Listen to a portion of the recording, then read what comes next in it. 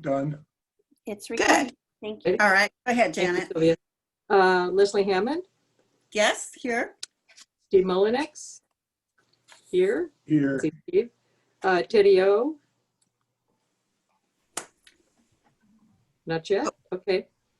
Myself, Janet Hawkins, I'm here. Katie Daly. Present.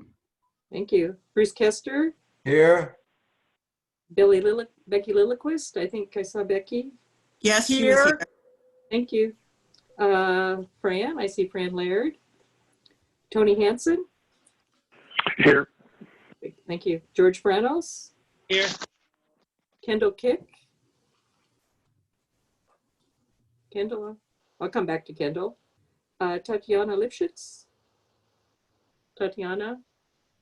I haven't seen her yet. Okay. Jackie Phillips. I saw Jackie. Okay.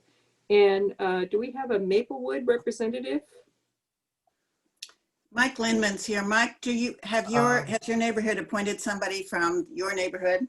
We do have an interim chair, Claire Carter. Okay. I do not know where she is at the moment. Okay, thanks, Mike. I'll catch people up when we go through the whole list. Okay. Markham Eric Levacki. Nope. Marshall Park, Mike Charles. Maria T. Mai.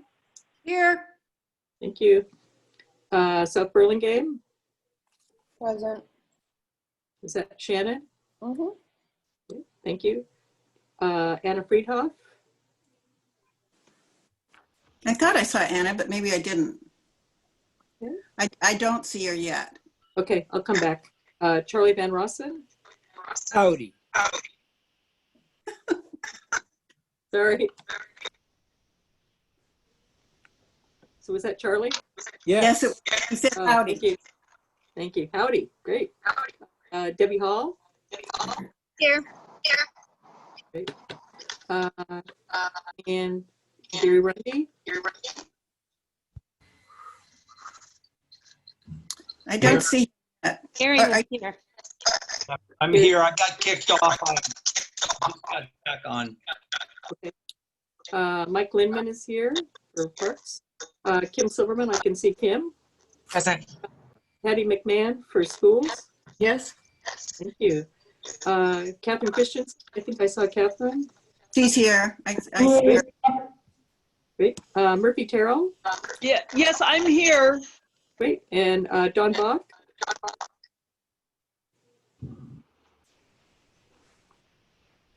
Don, Not yet. not yet. Okay, I'll go back.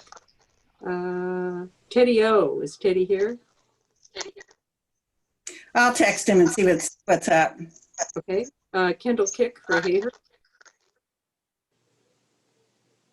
And Tatiana for Hillsdale. Still echoey. Weird. Claire Carter, is Claire on the call? Okay, I think we're on to our guests. So, Janet, I just came. This is Tatiana. oh, Tatiana, thank you.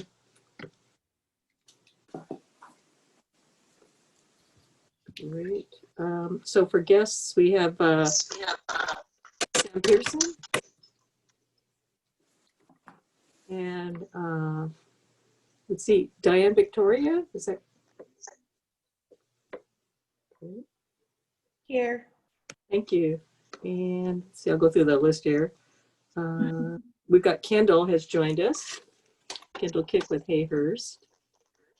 And Will Fuller's on as a guest. Great, thank you. Let's Will. And then Lee Bueller. Lee is on the call. Yes. I'm here. Great. And then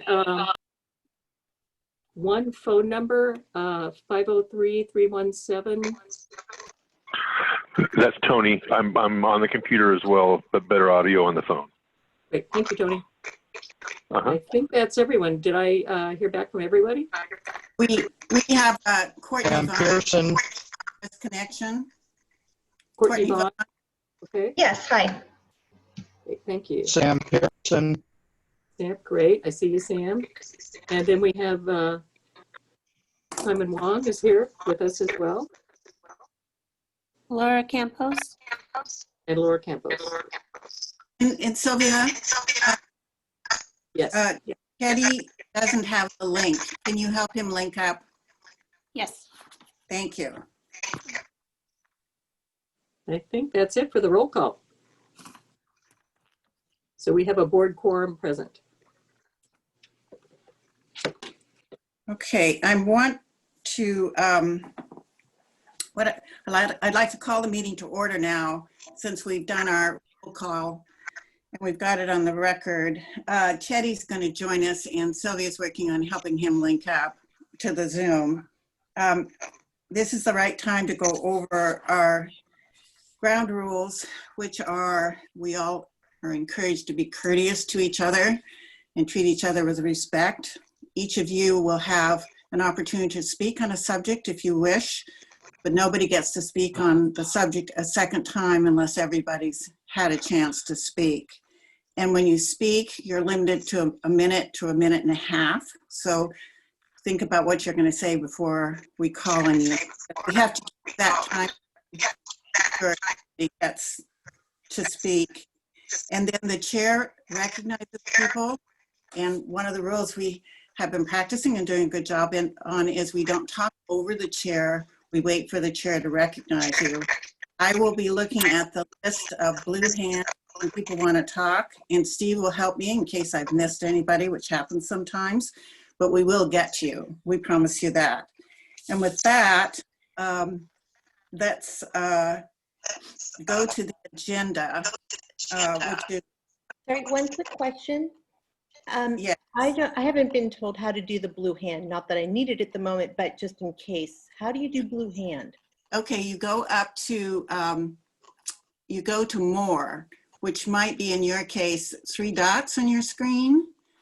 And under the 3 dots or more, you're going to find a couple of directions down where it says raise hand. Now, we're all in different things. I'm Okay. on an iPad. I'll figure it out then. Well, what kind, are you on a computer or an iPad? Laptop, Okay, so is it a PC or an Apple? Apple. Okay, one of you who has an Apple laptop, you want to share with her? Raise your blue hand. Diane, go to participants, and then at the bottom right, it says raise hand. Okay, and I'd Oh, like to I ask see it. everybody to mute I see it. again. Thank you. Echo. Yeah, everybody except Steve and Sylvia. Good. All right. It's looking good. All right. So I'm going to ask the board to approve the agenda, but I want to move one item from the bottom of the agenda to the top, which is the review of the status of business association directorships. Don Bach has been representing the Hillsdale Business Association, and there were some questions about his ability to participate in the meetings. Sylvia, will you talk about what happened in March with respect to this? Okay. Whoop. Are we approving Can the you hear me? agenda? Not We have yet. to because approve the oh, wait. agenda. Right. All right. So I would move to approve the agenda with the one revision, which is to move the status of the Business Association directorships from the bottom to the top. So moved. Second. All right. All in favor of the agenda as revised, say aye. Aye. Aye. Any opposed? Okay, that sounds good. And so we're going to go to the minutes, and then we'll talk about the directorship. Leslie, Yeah. I don't know if this is an agenda item. This is Maria. Yeah. But I have an announcement, and I don't know if that has to be added to the agenda or if that can just be added at some point. Well, normally we add announcements at the bottom, but I have an idea about what you might want to announce. So go ahead and just say quickly what you want to say, Maria. Okay, so I just want to let folks know that we have invited Mayor Ted Wheeler to our September 8th meeting, and it will be virtually, and we're asking if people have questions or concerns that they want to bring up, they can submit their questions to myself at via email or telephone, and that information is on the Multnomah website. Again, it's September 8th, and of course, all meetings are public and they're open to all. We also have a host of we'll be hosting a series of other speakers, but September 8th is the mayor. So that's a valuable meeting to participate in if you like. That's it. Thank you. Thank you very much. And for everybody to know, Teddy's got a little boy he's putting to bed and he'll join us shortly. So let's go back to the approval of the July 22nd minutes. Janet, do you want to lead that discussion? Yes, thank you. And thanks to Sylvia for posting up the suggested amendments. And then in the green, you'll see the secretary response. Only received suggested amendments. Shannon Hiller Webb asked under the executive director report that her comments be more extensive than recorded in the minutes. We've decided that we were summarizing minutes. So my comment there is in green. Ms. Hiller Webb's comment was summarized accurately in the July 2020 meeting minutes. Second comment in yellow, Ms. Hiller Webb's amendment. My suggested rewording is Ms. Hiller Webb raised the question of Don Bach's standing as a board member that Ms. Daly had raised earlier in the meeting. President Hammond responded that point of order was not well taken. Ms. Hiller Webb persisted in her comments and was cautioned by the president about speaking without being recognized. So that was my edit on that one. And then the final edit was essentially my comment is that Ms. Hiller Webb's suggested amendment adds no new information to the summarized discussion. So there had already been a comment about applicants for the SEAP program being notified. I think Steve Mullinex had already commented on that. So if board members choose to adopt those green amendments, we can adopt the amendments, the secretary's recommended amendments as a whole. Do we have a second for these amendments as I Janet? second. Okay. All right. And who was that? I'm sorry, who seconded? Did you? I tried, but somebody else I think also did. I think it was Okay. Kendall Kick. I think it was Kendall Kick. Kendall? I saw somebody with a hat. So Wait, I it was think- Kendall, I think. Okay, thank you. Okay, all in favor of adopting the minutes as written by the secretary, say aye. Aye. Any opposed? All right, the minutes are adopted. Oh, any abstentions? Excuse me, any abstentions? I oppose. All right, we've got Shannon Hiller is opposing. Any abstentions? All right, I think we have a record. Usually we go through and do blue hands, but for this, I think we could just do a voice vote. I'm waiting for Teddy to join us because it's important that he be part of our executive session. But while we're waiting, what I'd like to do is go back to the last agenda item, which we've moved to the top of the agenda, and have Sylvia talk about business partnerships and how they work and what we need to do. Okay, so can you hear me? Yeah. Okay, good. So according to the bylaws, we do have 3 business associations that have been longstanding members of Southwest Neighborhoods. And those are the Multnomah Village Business Association, Hillsdale Business and Professional, and South Portland. And in March, there's a bylaw provision that says that we will approve the directorship for any business association. And I reported in March on the successful partnerships, what each business association was doing, but we failed to have a motion to approve Don Bach as the appointed director for the Hillsdale Business and Professional Association. So we need to do that action item. I was also asked to, check in with each business association. I'm pleased to say that the Multnomah Village Business Association is going to have elections tomorrow, and they have a new president coming up, Peter Cohen. I will connect with him. The present chair of that committee is going to put me in touch. And then Mark Eves is the new president for the South Portland Business Association. He and I have an appointment to meet in a couple of weeks. He was thrilled to connect with us, and he's also complimented us on the newspaper and the coverage that we have for the business. So, just wanted So to- Steve, do you have a motion on this for the Yes, board? I do. I'd move that SWNI confirm Don Bach as director representing the Hillsdale Business and Professional Association, retroactive to March of 2020. I second that. That's Tatiana, seconded it. Okay, we're open for discussion. I will look at the participants and see. Okay, we have Katie Daly has your hand up. Katie, would you like to comment? Sure. He was not approved in April or March or April of 2019 as well. And I believe you were president then. I wasn't involved, but Leslie.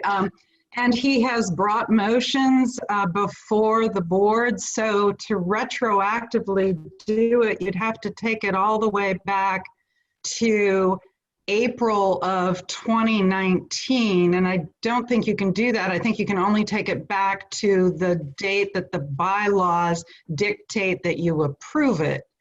So It's really information, Katie. It's not approval. They're already approved as members of our board. We just affirm in March, and we do that in the form of a motion.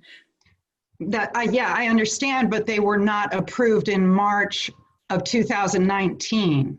It did say that Don Bach was the new board representative for Hillsdale Business and Professional Association. Yes, I saw that it was written that way, but there was no vote and there was no review anywhere else. I mean, he just appeared and you introduced him as the new rep, Leslie, during the meeting in April. So I don't know how you're going to repair the record. I don't think we're going to try to repair it tonight. We're just going to act on this motion that we have before us, and we will take it out. Thank you, Katie. I appreciate it. Okay, Fran, you have your hand up. That was my question, was how could we approve the, how we've approved them? Is Katie saying that we can't have a representative from them? We can have the business association acknowledge, but not accept a rep? No, just saying that he wasn't affirmed in 2019, and we're going to have to go back and look at that to see what the consequences are. That's what she's really saying. All right, thank you. Okay, all in favor of the motion to approve Don I have Bach? the hand raised. I didn't see it. All right, Shannon, go ahead. I think that the motion should be amended to not retroactively allow Don's votes or motions to stand. If you want to take a motion and have him be recognized from here on forward, that seems appropriate in accordance with the bylaws, but to retroactively make all of his motions and votes compliant is, I think, not appropriate. Are you making this as an amendment to the motion? I am. Okay, so we have an amendment to the motion, which we need discussion on. Need a Shannon, second. We need a second. okay, we need a second. Do we have a second? Second. All right, that's Katie seconding. All right, let's have discussion on the amendment, which would be not to make this motion retroactive to March. Comments from people? I would like to comment. Charlie? Excuse me, I see Charlie's hands up. So I'm going to call on him first. Be sure and use your blue hands. Yeah. I can see your time. Shannon says, is it proper? I don't really care if it's proper or not. The thing is it appropriate?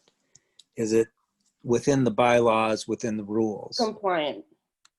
So, yeah, I mean, proper or compliant are two different things. And So I will take that as compliant. Does anyone know if it matters? Yeah. Personally, I don't have a problem. Don's a great guy. Let's just do it. And what difference does it make? But, if you want to, make sure the I's are dotted and the T's are crossed, then I think we need to find out what is compliance. Mhm. All That's all. right. Tatiana, thank you. Tatiana, you're next. I can see you're on the. Oh, thank you. Am I muted or not? No. No, you're fine. We can hear you. Okay, great. Well, in anticipation of this meeting today, I did read the SWNI bylaws, and I did not find anything contraindicating approving him retroactively to this April.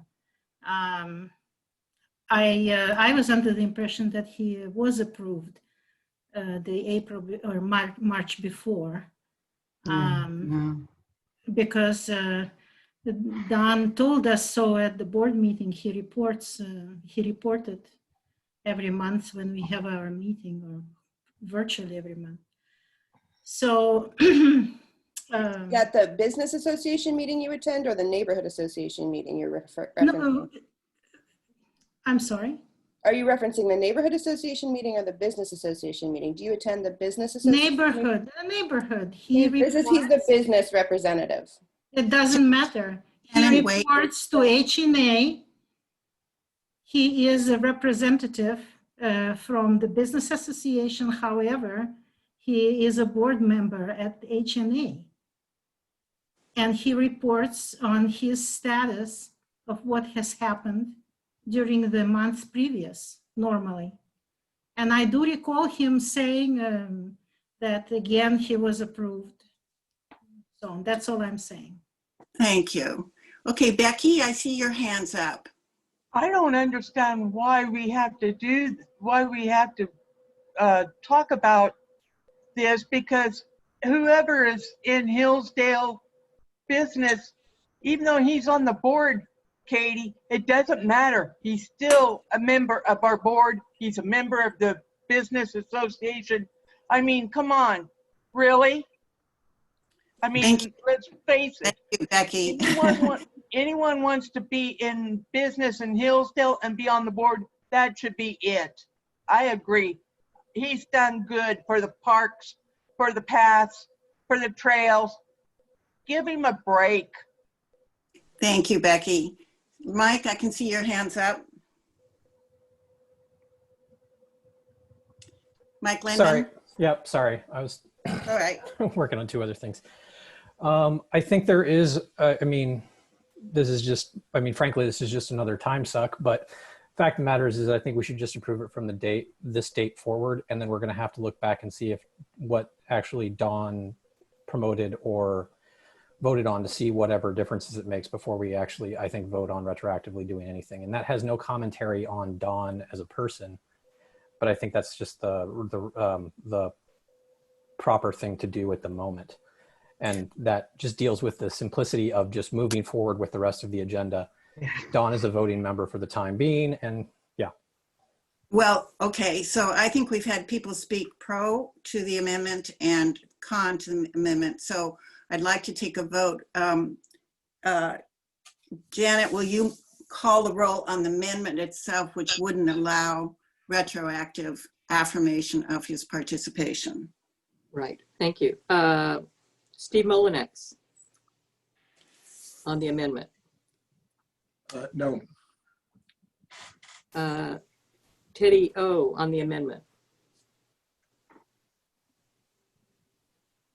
I think Teddy's with us. Myself, I'm a no. I abstain. Oh, you abstain? Okay. Katie Daly? I'm a yes.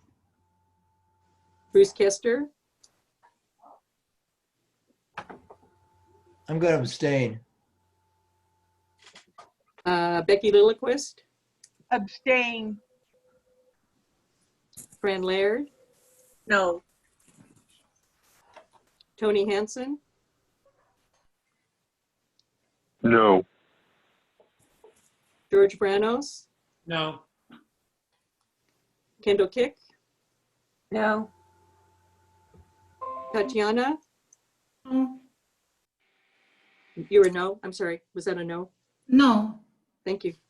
Jackie Phillips? Yes. Do we have anyone from Maplewood yet? Any Maplewood representative? Okay, I'll pass that. There's no one here from Markham nor Marshall Park. Maria Timai? No. Shannon Hiller Webb? Yes. Anna Friedhoff?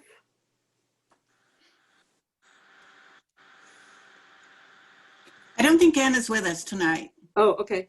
Okay. Charlie Van Rossen? No. Debbie Hall? No. Gary Rundy?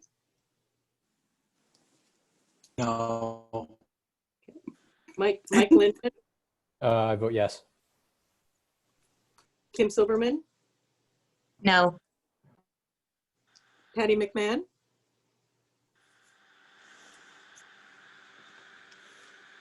Patty, are you here? She was earlier. She may have stepped out for a minute. Catherine Christensen? No. Murphy Terrell? Murphy Terrell abstain. Okay, great. Okay, I think that's it. I don't think Don Bach has joined us for this. And just going back, Patty McMahon, are you on the? I am, and I'm a no. Okay, thank you, Patty. I think we've got everybody, and Anna Friedhoff has not joined us, right? Right. Okay, thank you. Sylvia and I will count.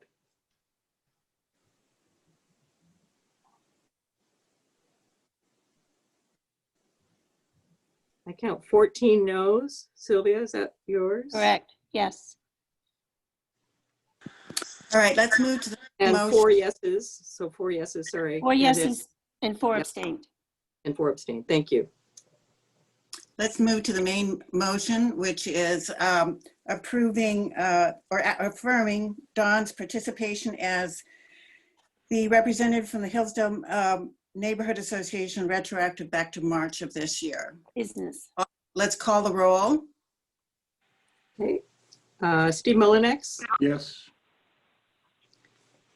Teddy O, Janet Hawkins is a yes. Katie Daly,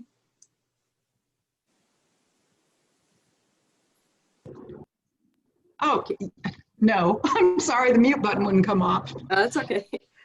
Bruce Kester, I'll abstain. Becky Lilliquist, Abstain.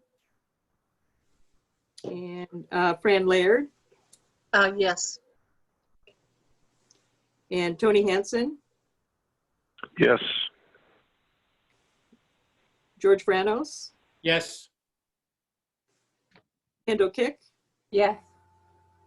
you, Tatiana, Yes, but I think you read it as a neighborhood association instead of business association. Thank Yeah. you. I'm let's corrected that. Yeah, yeah. Apologies. Excuse me. Yeah. So we Sylvia want to corrected. make sure that those who voted understand what they voted upon.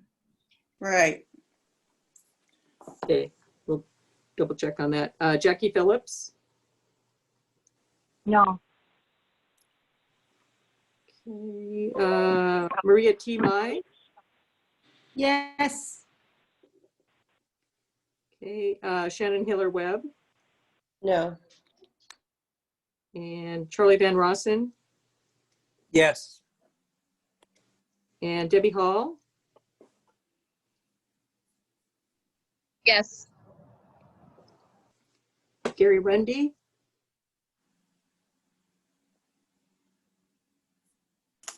Gary, are you there?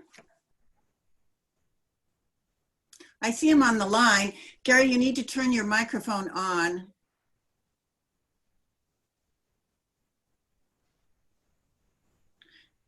Gary, you have your microphone. Can you hear me now? yes, Yes. thank you. Mike Lindman, No. and Kim Silverman, Yes. and Patty McMahon, Yes. and Catherine Christensen, Yes. and Murphy Terrell, Murphy Terrell, yes. And I don't know if Don Bach is here. I don't think so. Abstain. Oh, He's was that you? abstaining, obviously. He's not a Don, member you're yet. here? Okay, Don abstained. Thank you. And we'll count votes.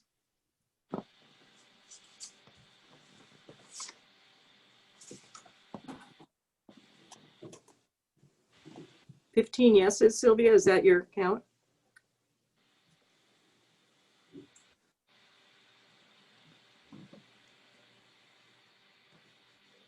I have 16. Huh, okay. Recount? Yeah, let's do a recount just to double check this. So Okay. Steve, What? Yes. sorry.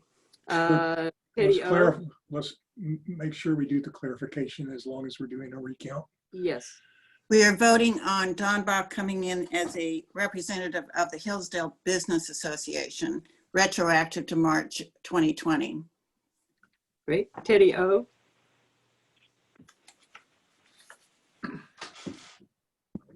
Teddy? Abstain. That's my error. Okay, we're good. 15 yes. okay, 15 yes. Okay, thank you. And do we have no's? 2, 3, 4. I have 5 no's. Is that correct, Sylvia? Yes. Okay. 5. And then we have 1, 3 abstentions. 3 abstentions. Yes, that's what I have. All right. It passes. And now we are going to, we're going to go into our executive. Since I'm getting a lot of static, Leah, will you explain the executive session rules before we go into them? Okay. So we're entering into executive session. This is a confidential discussion. It's not to be shared outside of the executive session. And news media, I think we need a determination, but as I read it, news media are usually allowed in executive session except during legal consultation. So we need some clarity on that. And then, because the whole purpose of this is for legal consultation. We'll ask Simon's here and he can answer that question, but when you say confidential, what do you mean by confidential? It means that whatever is discussed in executive session needs to stay in executive session and not be shared outside of the executive session meeting. All right, thank you. Now we're going to move into the executive session meeting. And the first question, and Simon Wong is here as our legal. Leslie, you need to excuse any members that are not board members. All right. Okay, so all of you who are not board members will be asked to leave, or Steve can put you in a waiting room. Steve, can you do that? Yes, but I'm going to walk through one at a time and put them in the waiting room. First, who is Jeff? Are you? That's Laura. So she would go in the waiting room. Okay. Okay. And Lee goes in the waiting room. Put me in the waiting room. Okay. And Courtney stays with us. Jackie stays with us. Kendall stays with us. Simon does. The phone number is Tony's and he's staying with us. Charlie? Yes, he stays. He stays, okay. He's Debbie? He's from Swirl. I see, okay. Debbie Hall? Yes. Stays, yeah. Diane Victoria? She does not, because she's not been appointed yet. Okay, Diane, putting you in the waiting room. Don Bach stays, Fran Laird stays, Gary Lundy stays, George Vranos stays, Jan Hawkins stays, Catherine stays, Katie Daly stays, Kendall stays, Kim Silverman stays, Maria T. Mai stays, Mike Lindman stays, Murphy Terrell stays, Patty McMahon stays, I believe. That's right. Sam is. He's a guest. He's a guest. Okay, I'm put Sam see you in the waiting room there. Bruce, Sand K, Shannon stays, Tatiana stays, Tedio stays, Will Fuller Is a guest. is a guest going in the waiting room. Tony Hansen stays. So, All right.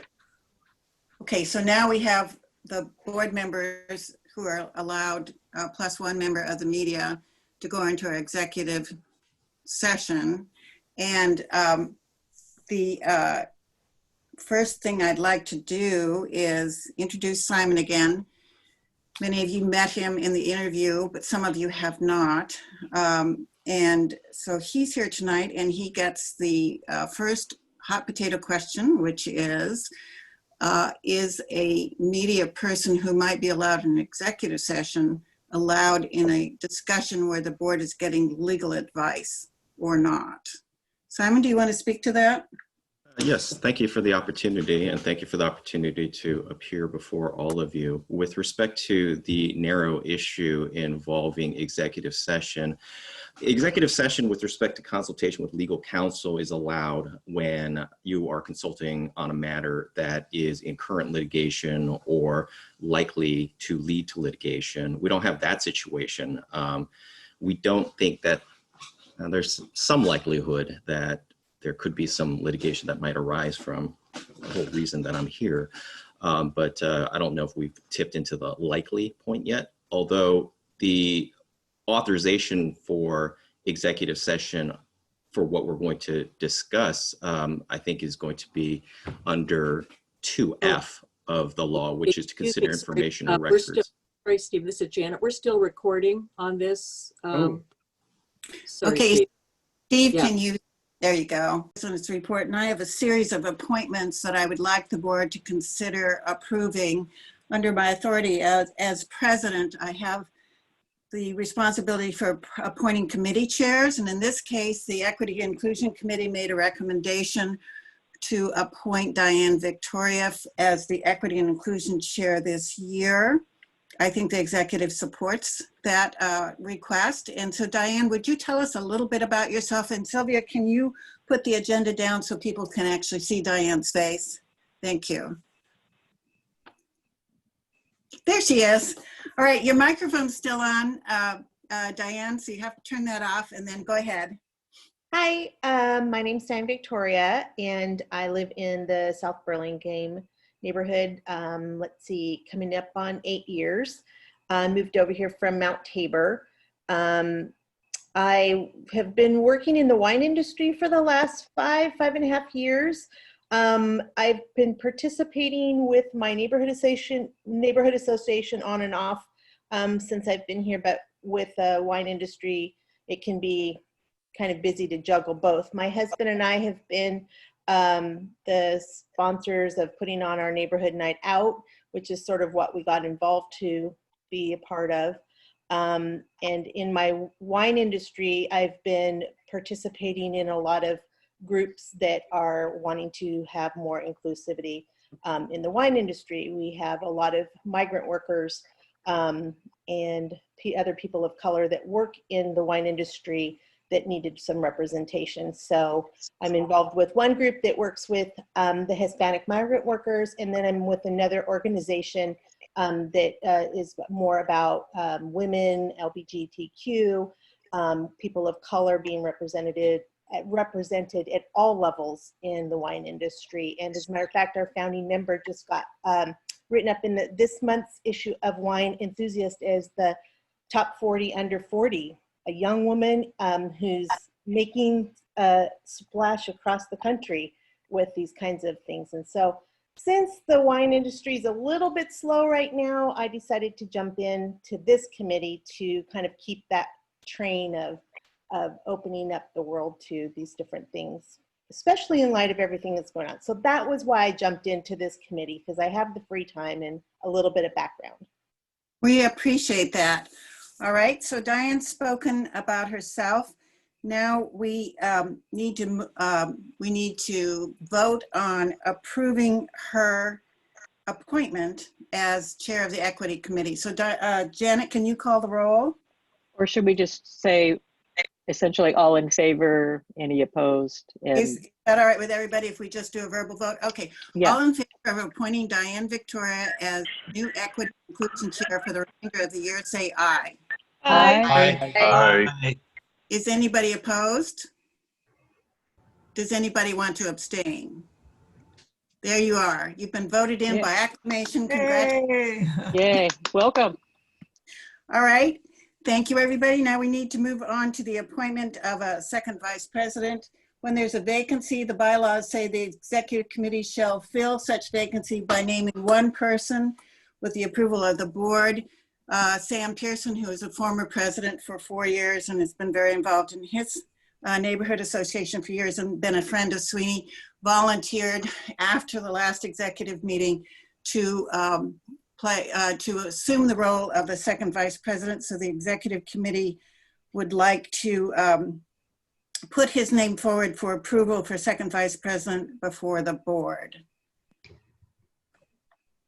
I have a point of information.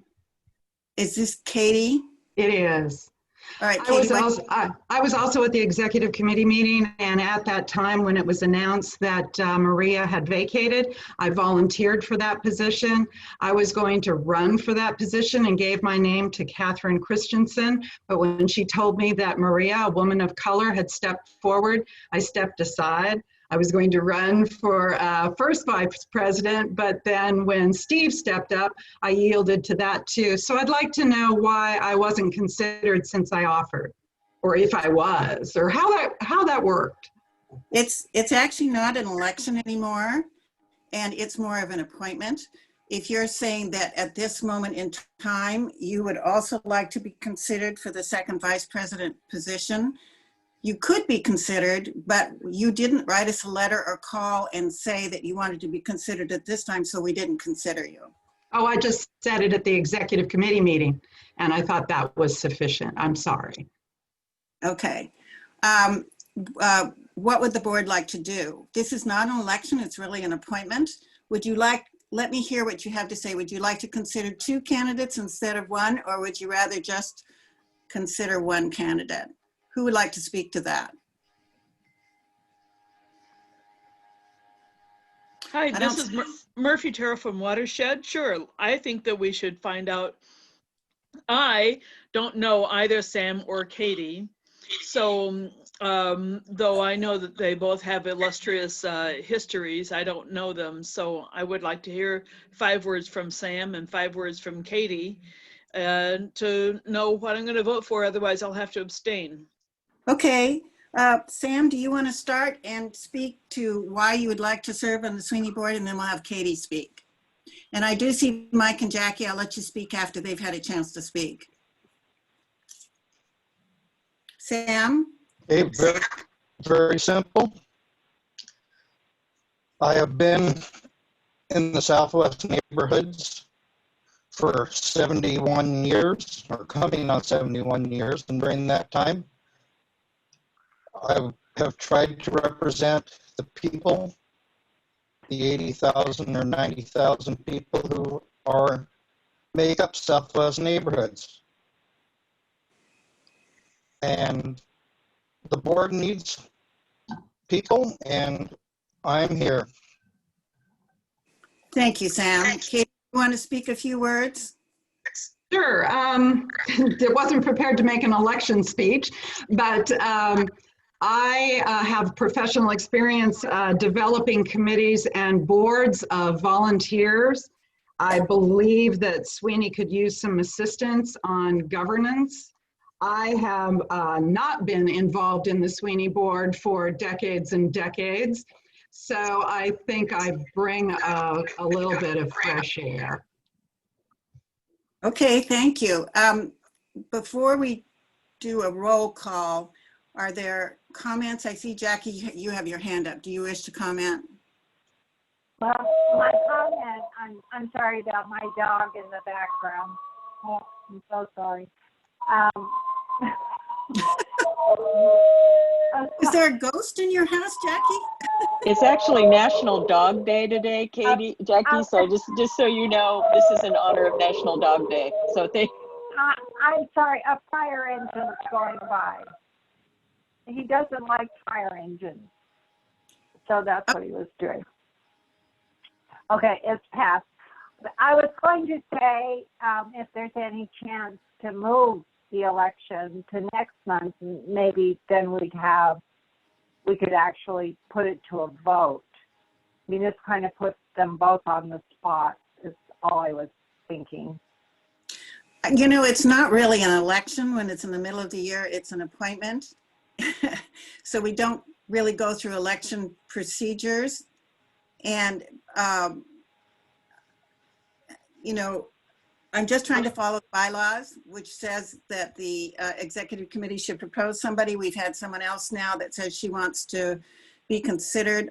And also we do need a person on the board. So I would like to ask everybody to try to make a decision tonight, because there is so much work going on, and with the city audit that pulls away from board members' normal servicing. So that's okay to your request. Murphy, you have one more comment, and then we're going to have to make a decision. Sure, thank you. Can you please tell me what a second vice president does? Thank you. The second vice president is formally in charge under our bylaws of running the celebration of success for SWNI. So they organize a party for the whole board, which we've done every year until this year, where we get to celebrate the things that we individually have done as neighborhoods and get to spend some time with each other. That's formal. They're a utility player. They can do any number of things that to help the rest of the executive or the board itself as issues come up. So I have seen the second vice president, at least while I've been president, as a utility player. Catherine organized with Sarah's help last summer that wonderful picnic we had at my house. And then she was at every executive board meeting, emergency or otherwise, helped sort through the issues. So that's what a second vice president does.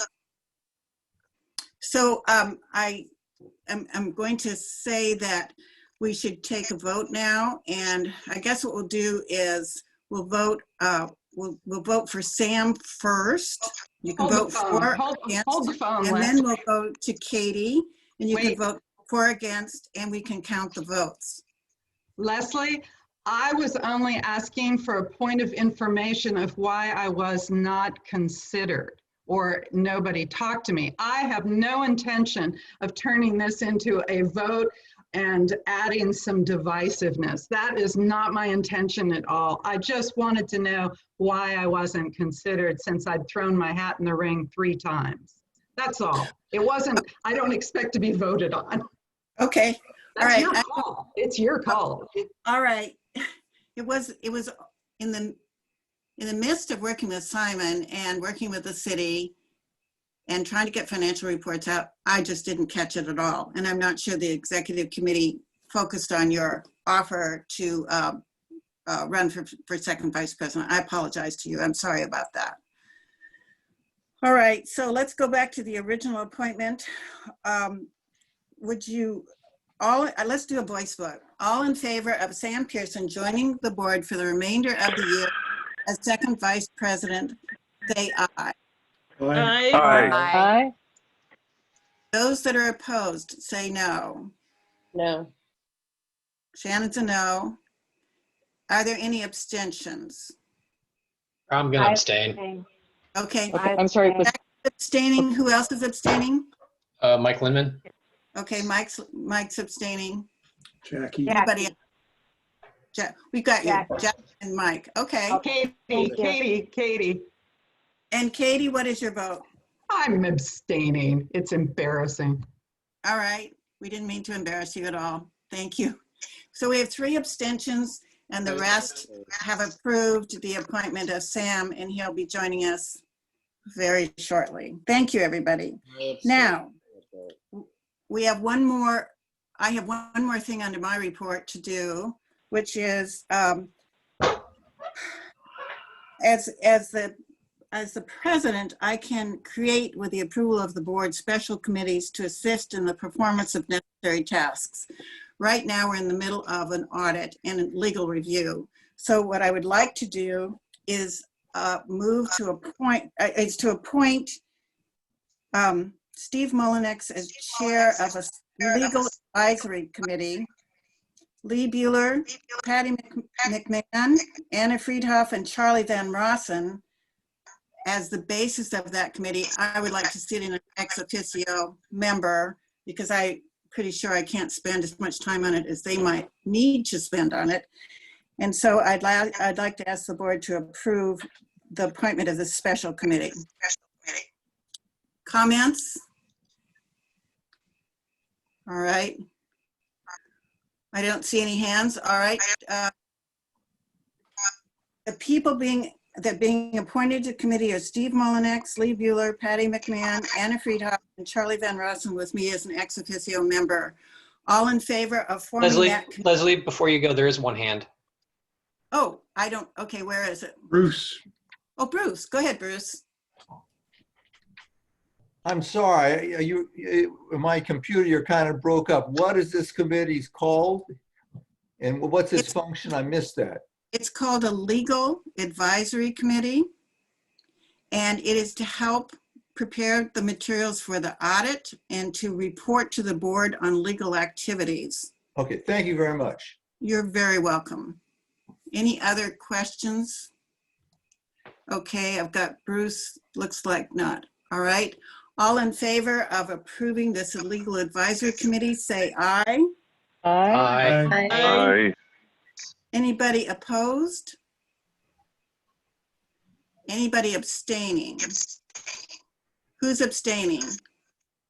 Do I need to abstain or? Well, I guess you do. Okay, I abstain. All right. And Steve would Well, abstain. in that case, I'll abstain. And Lee Bueller would abstain. Charlie. And Anna, we're here, would abstain. And Charlie. Okay. All right. So Janet, do we have a majority of votes for approving this advisory committee? Yes, that would be 18 in favor and 4 abstaining. All right. Thank you very much. That's the end of my report, President.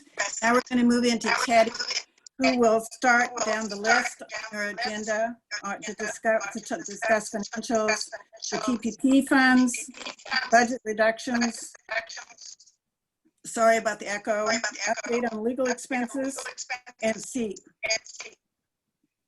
Teddy, are you ready to take over? Yes, can you hear me? Yes, we can hear you. And Lee will put up the whatever financial documents you want put on the screen. All right, let's get started, Lee. Okay, do you want to start with the PPP? I think that was first in the agenda.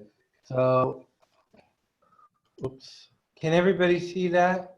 No. It's not up yet, Lee. It's not on. Okay, hold on. Second. I wonder why not. Okay, share. Desktop. Share. Okay, I think you'll be able. Okay, now I think you'll be able to see. There we go. You can see my spreadsheet. Okay. The spreadsheet, yes.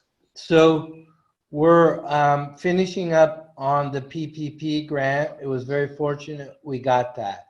And we're about to apply for forgiveness to change the grant into the loan into a grant. And these are the funds we can use to do that. As you remember, there's certain rules. We can't use any payroll for May and June because the city Civic Life paid for that. But July and August, we can use both those payrolls. And then rental expenses, that can also be a part. And we can do May and June and July because the board pays for that. The board pays for that. And storage equipment, the board pays. The Civic Life paid in May and June. And again, the board paid in July and August.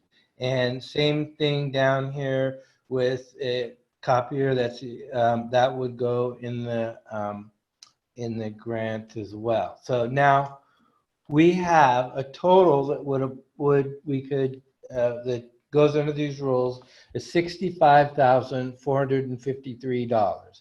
We applied for $66,300. So see how close we are? We're $846 shy.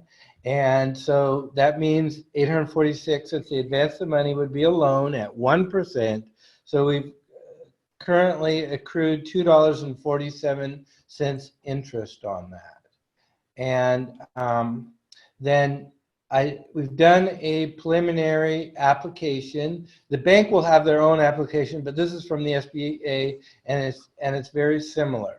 And you can see payroll costs up here, and rent and utilities, and that totals up to $65,463. There's our loan amount. They want to make sure that payroll is at least 60% of the amount, and we're way above that.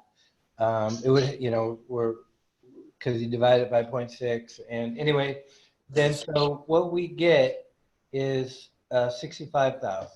Anyway. Application for, Lee, can you explain to the board what's the application for?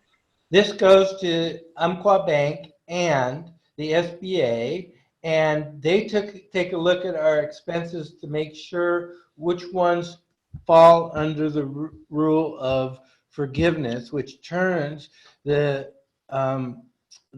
funds into a grant, basically. So they don't have to be paid back. Is that clear to everybody? This was kind of...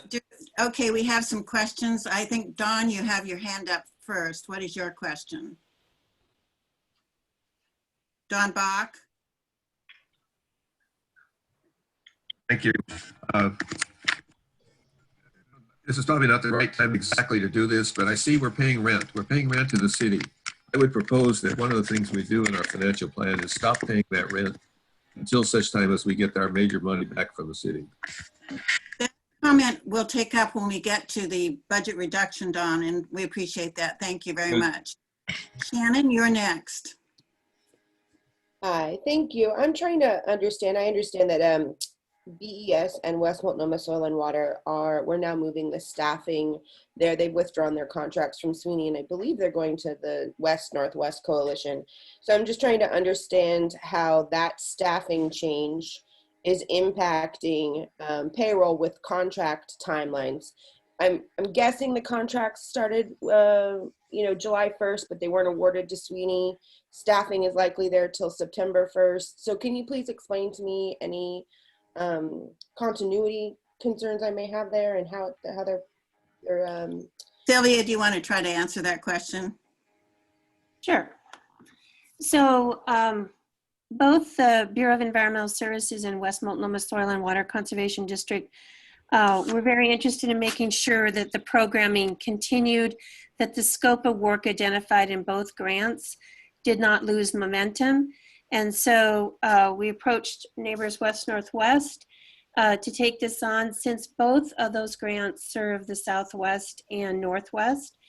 And the Northwest board approved that. I believe both funding organizations are still kind of working on their paperwork, but everyone has agreed to move forward, try to make the transition as seamless as possible. So you're correct that our Watershed Resource Center manager, Eric Horngren, and Lorena O'Neill, as the Stormwater Program Specialist, is on with SWNI until August 31st, and then they'll transition September 1st and work for Neighbors West Northwest. But they will again be working in both Southwest and Northwest. We're talking about how we can transition so that community members still can reach them through their emails and connect in the community with them. So Friday, there's a meeting on how we might transition seamlessly for those kind of things. But I know that Eric is provided a report to the Watershed Resource Center, which I'd be happy to forward on to the board members. My question was directly around payroll, though. So how is payroll being handled? Are the funds for their payroll, would they a portion of the contract still be awarded to Southwest? Did the contract start in July? Is there a No. portion of that money being, or is it just they're being paid with PPP loans? And They are. So during July and August, they're SWNI employees. They were paid with the PPP funds. So they're included in that payroll. Thank you. That's the answer to my question. Okay, I'm sorry. Okay, Charlie, you're next. You have a question? Charlie? Yeah, no, I think according to the rules, you need to accrue interest on the full loan value, not just the portion that's gonna not be or needs to be paid back. And then that interest will be forgiven. The interest that pertains to the portion of the note that is forgiven will be forgiven. So, Okay.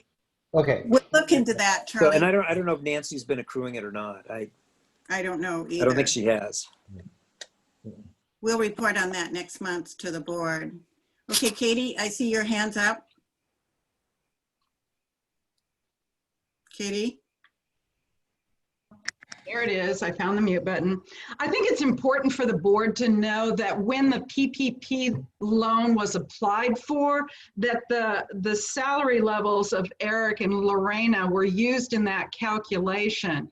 And that if we don't quickly apply for forgiveness while they are still employees, there would be a risk of not having the loan forgiven. I'm sure the money could be reallocated somewhere, but I think that's important that the board understands that this is important to move forward.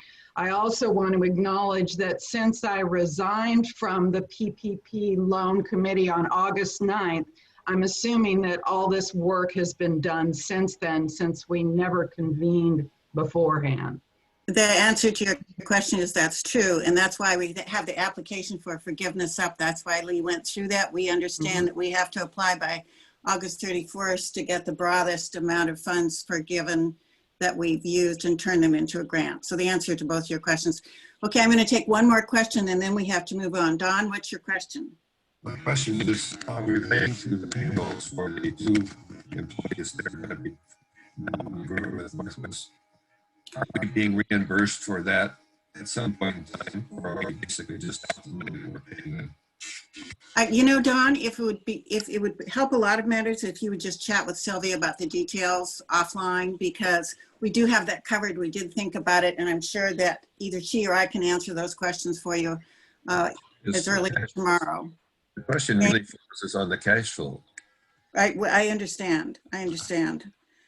Okay, Teddy, that I think finishes the PPP, but we didn't talk about this month's financial reports. Did you write a one-page report on the condition of the July financial reports? I did not. Can you report or can you report for the July financials anything that was different, unusual? Was it the same? What is your comment as treasurer? Well, no comment at this time. There was nothing significant different. Does anyone have any questions on it? Would we have a report to offer questions regarding? Well, the financial reports were posted by Sylvia, so they were there. I don't remember when they were posted, but they were up there for people to look at. No, the financials were, but there's no report to respond to. Is that correct? Yeah, I'm asking if you have any questions on the financials, not the report.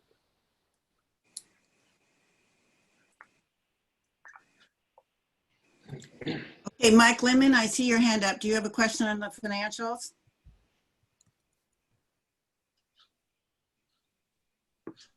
Mike?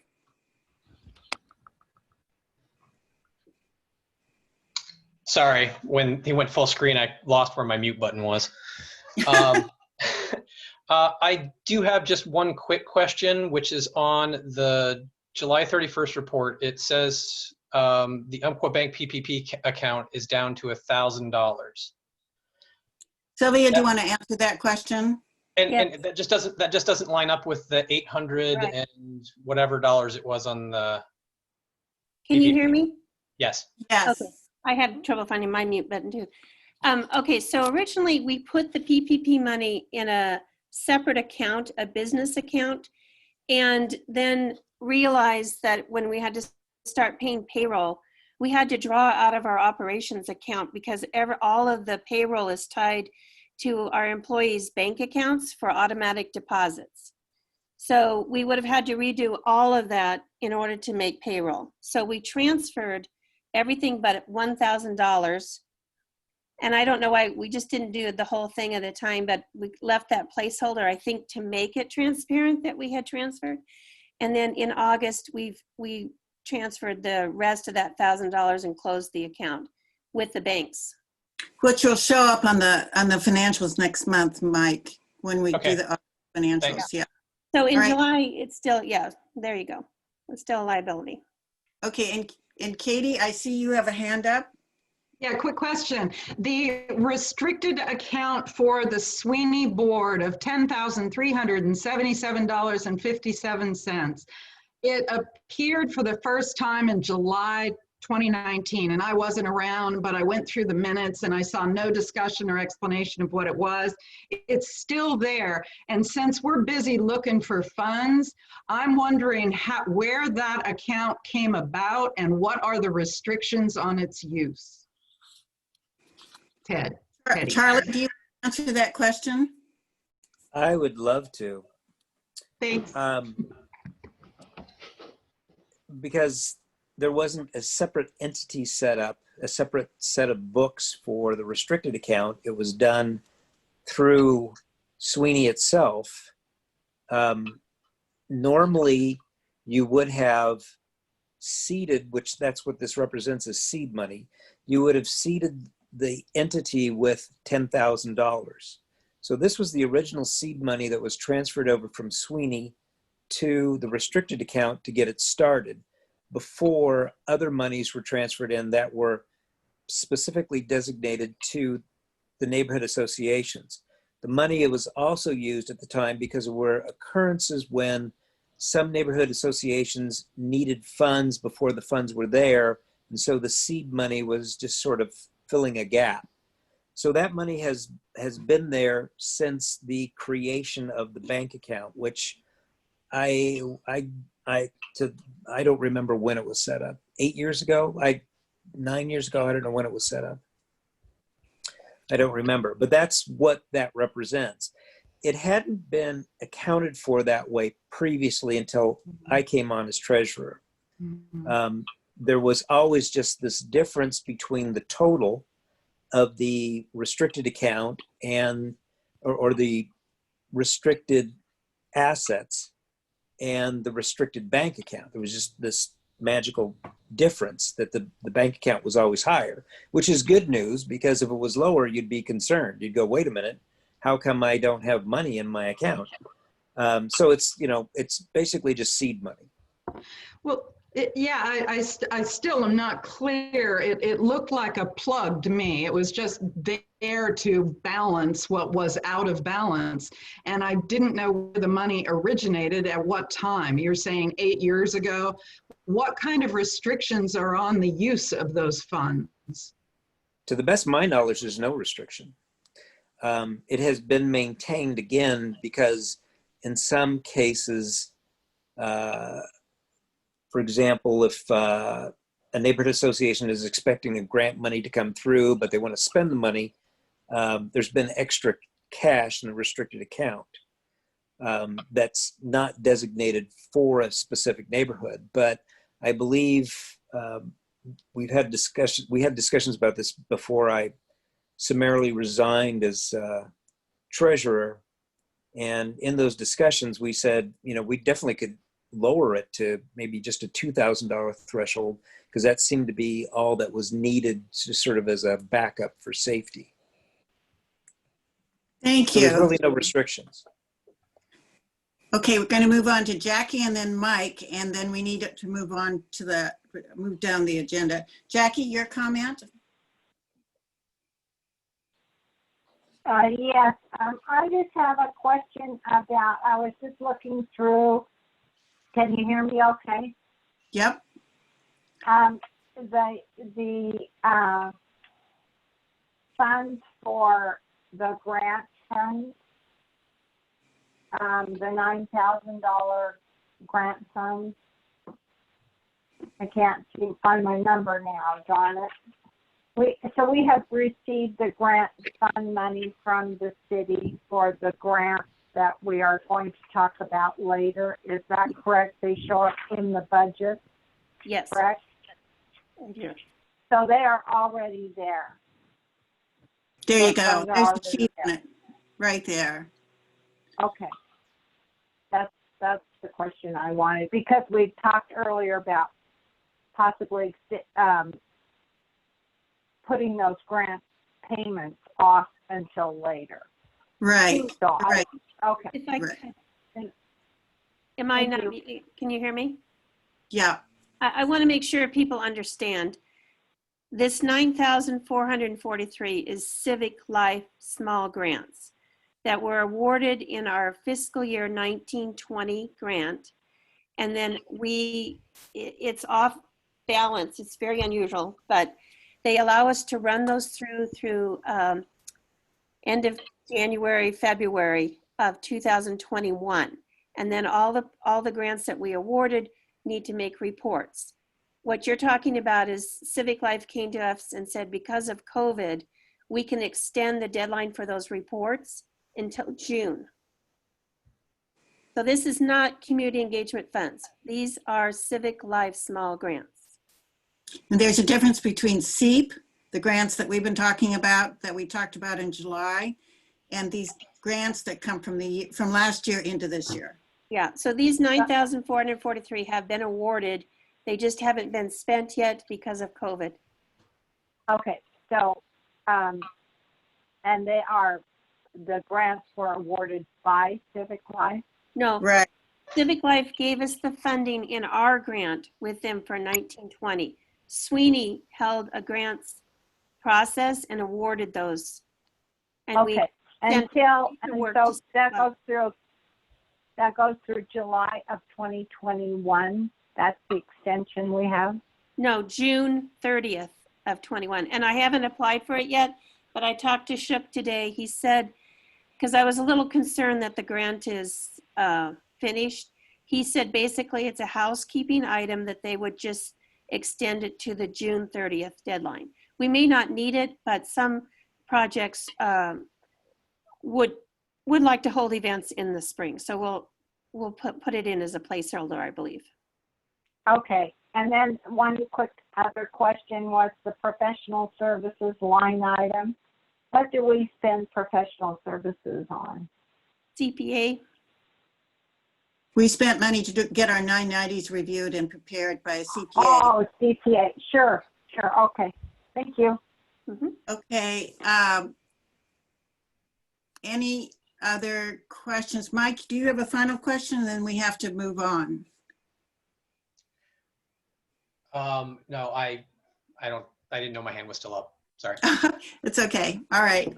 So, Teddy, I think there are no more questions on the financials for June and July of this year. We've talked about the PPP. Do you want to start the conversation about budget reductions? And Lee will put up the 3 different scenarios that the executive committee's been working on as choices for you as a board going forward. Lee, do you want to put up the Okay. So we're done with the PPP. We do not have funding from the city at this point. We do not know when we'll have funding from the city. So we really need to look forward and do a financial projection. The executive committee asked me to do that. And they asked me to do some different. But Teddy's going to talk about them, Lee, because let's let Teddy talk and you can supplement. How's that? Excuse me, Leslie. Leslie, yeah? Can I put a point of order really quick? Sure. On the slide that's up right now, there's a mathematical mistake. Health insurance is a positive instead of a negative on that first sheet, and it messes all the numbers up for that entire first projection. Okay, hold on. Fix that. Thank you, Michael. So that'll change the math on all of it. Right. We appreciate that. And that's why we have you math wizards around. Because as much as we look at things, sometimes we don't get it right. Okay. So Teddy, do you want to talk about the three different projections? Can you make that larger, please? Okay, but if I do, then you kind of lose. See, I want you to see the bottom line right down here. We can do line by line because essentially this is set up as expenses that we have every month that are recurring, that we should pay, as well as payroll. Payroll varies depending on the hours that people work, but the rest of this, except for the SEEP grants, are the bills we must pay every month to keep our doors open. Jackie, close your participant box. It makes it much larger. On the right. I'm just trying to help. Oh, thank you. I did that. It worked. Thank you. Okay. So Teddy, do you want to talk us through these three projections? So what we're looking at here is the 75% scenario. So when we say 75% scenario, it's the employees are set to a 75% reduction in their work. So not necessarily a pay cut, but a cut in hours, which in a sense results in a pay cut, but you get, is it clear what I'm saying? Or does anyone have any questions on that? 25% reduction in hours and they're retained at 75%? Right. Right. Okay, so that's an important clarification. Yep. And so what do you think this So- chart shows, Teddy? Go ahead. I mean, it shows that we run out of money somewhere before the end of November. So before the last payroll in November, we'll run out of money. And that's, I mean, in addition to this, that's where I know there was a comment earlier about not continuing to pay rent, and that's where that would impact us, but that would not actually change that fact that we would run out of money prior to the end of November, simply because payroll is the most significant part of the expenditure of the organization. So can we talk about the second choice that we worked on? All right, and the second option is a 50% reduction in hours, which would in turn reduce payroll by 50%. And what that leads us to is that gives us a little bit more breathing room with us running out of money at the in mid-December. So possibly covering one payroll cycle in mid-December, and that would be it. We'd run out of money at about that point. And then the third option would be to have a 25% reduction In September and October. October, and then reducing by 50% November, December, January. So that doesn't change the picture. We still run out of money in December, and the summary of this is all that I mean, we are in a dire situation. We do need the funding from the city to keep things operational, and the sooner we can get the audit done, the better for the organization's survival. But we do have to, we do today or soon have to make a decision on what we can do to extend the survival of the organization. Patty, I've had my hand up. Can I be acknowledged? Go ahead, Shannon. Thank you. So in the finance committee meeting, I did ask if the payroll line item, or if there's a line item for unpaid PTO, vacation, or other expenses associated with vacation and sick time. And I just don't see that line item. And so I just want to have clarity if that's included in the payroll line item, because that would have to be paid out, I'm guessing, based on staff contracts that were made at the time of hire. And I'm curious what that liability is. Lee, can you touch on that really quick? Yeah, there is some accrued vacation time, but people have to take their vacation before before we run out of money. We can't come up with extra money if, once it's done. So that's true. People will have to take their vacation time. Or if they get laid off, it gets cashed out. There's the line item for that liability.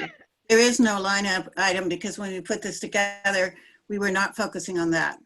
But that's a liability that should be included in when we run out of cash. You're correct. When will we see that as a board? You'll see it next month. So we are expected to make a decision right now on budget reduction without that line item? Yes, because we don't know how much vacation people are going to take, whether they're going to take all of it, and so there's nothing to put on this sheet, and we won't know for a while. So we don't what all that vacation and PTO is considered a liability. That is what people have for vacation hours or PTO. That is a constant figure that exists on a financial document. So why don't we know what that total liability is? It doesn't matter if they have or have not taken it. We need to know the liability of what is unused. I understand what you're saying. You've made your point. It isn't on the sheet at this point. When will the board? I'm going to move on to the next person. Patty, you have your hand up. Okay. Am I unmuted? Oh, yes. Okay. I just wanted to comment in terms of that vacation, PTO payout or whatever. My understanding is as a company, we can say that you must take this. So as an example, let's just say everybody has 2 weeks. Well, we say that we are basically terminating your employment 2 weeks earlier. Or you can require folks to take it. So it doesn't have to be listed if that's a decision that we do. So you could list it whenever you want. The financial liability needs to be listed, not about. Shannon, you have to wait till you're Shannon, this is the balance sheet, so keep that in mind. Yeah. Okay. And again, it's not a financial liability now. And you can, as an example, that is the strategic planning that you do because you're running out of money, you got to pay that. And so the approach, which we've used quite honestly many times because these things happen, is that liability is you just require employees to take it. Okay, the next person's hand I see that's up is Mike Lindman. Thank you, Patty. Well, two things. Whenever we get the vacation thing, I mean, is part of it, but at the end of the day, the difference between any of these scenarios is the difference between running out of money, frankly, like right before Thanksgiving to running out of money 3 weeks later. Right. Basically, we're running out of money somewhere between the middle of November, or like 3/4 of the way through November and like the middle of December. That's right. I think that poses the question of where we think the best choice for right now with the SEEP grants. Because that's almost, I mean, that buys you almost an extra couple weeks, maybe 10 days, depending on what we go with. But if the whole idea is that our responsibility as board members is to SWNI, I don't see how it is responsible to award those grants right now at all. Okay, that's a good point. Thanks. We made a note. Thank you. Jackie, I see your hand up. There. Yes, thank you. I have two comments, three actually. I agree with Michael, and then funding the SEEP grants would be inappropriate, I think, at this time. But also, can we consider the funds, the 9443 grant funds from the city? That's in our budget right now. Can we also, originally we put in our budget 15,000 for the SEEP grant. Now it looks like it's 8,000. Has that been adjusted and been reduced all through the budget? Or is this just because we had originally funded 15,000 or 20, was it 25,000 for the 25,000, and we got 16 applications. We got right. 16. So it would be irresponsible for us to even, we could just postpone it till January. As simple as that. And then if we could use the Civic Life Grant Funds, which is 9,443, right there. Do that. Jackie, I'll let Sylvia answer that, but I don't think we can repurpose the grant funds because they've been given to groups to use. They just haven't used them yet. Am I right, Sylvia? Sylvia? Those are committed funds. They've already been awarded, and we have to go through. Those are committed. Okay, so they're in a different account. Yeah, those are okay. not. So then technically we should have $25,000. That 8,000 is just a misnomer, Mike, because that's just a number they came up with. That's not really in our budget.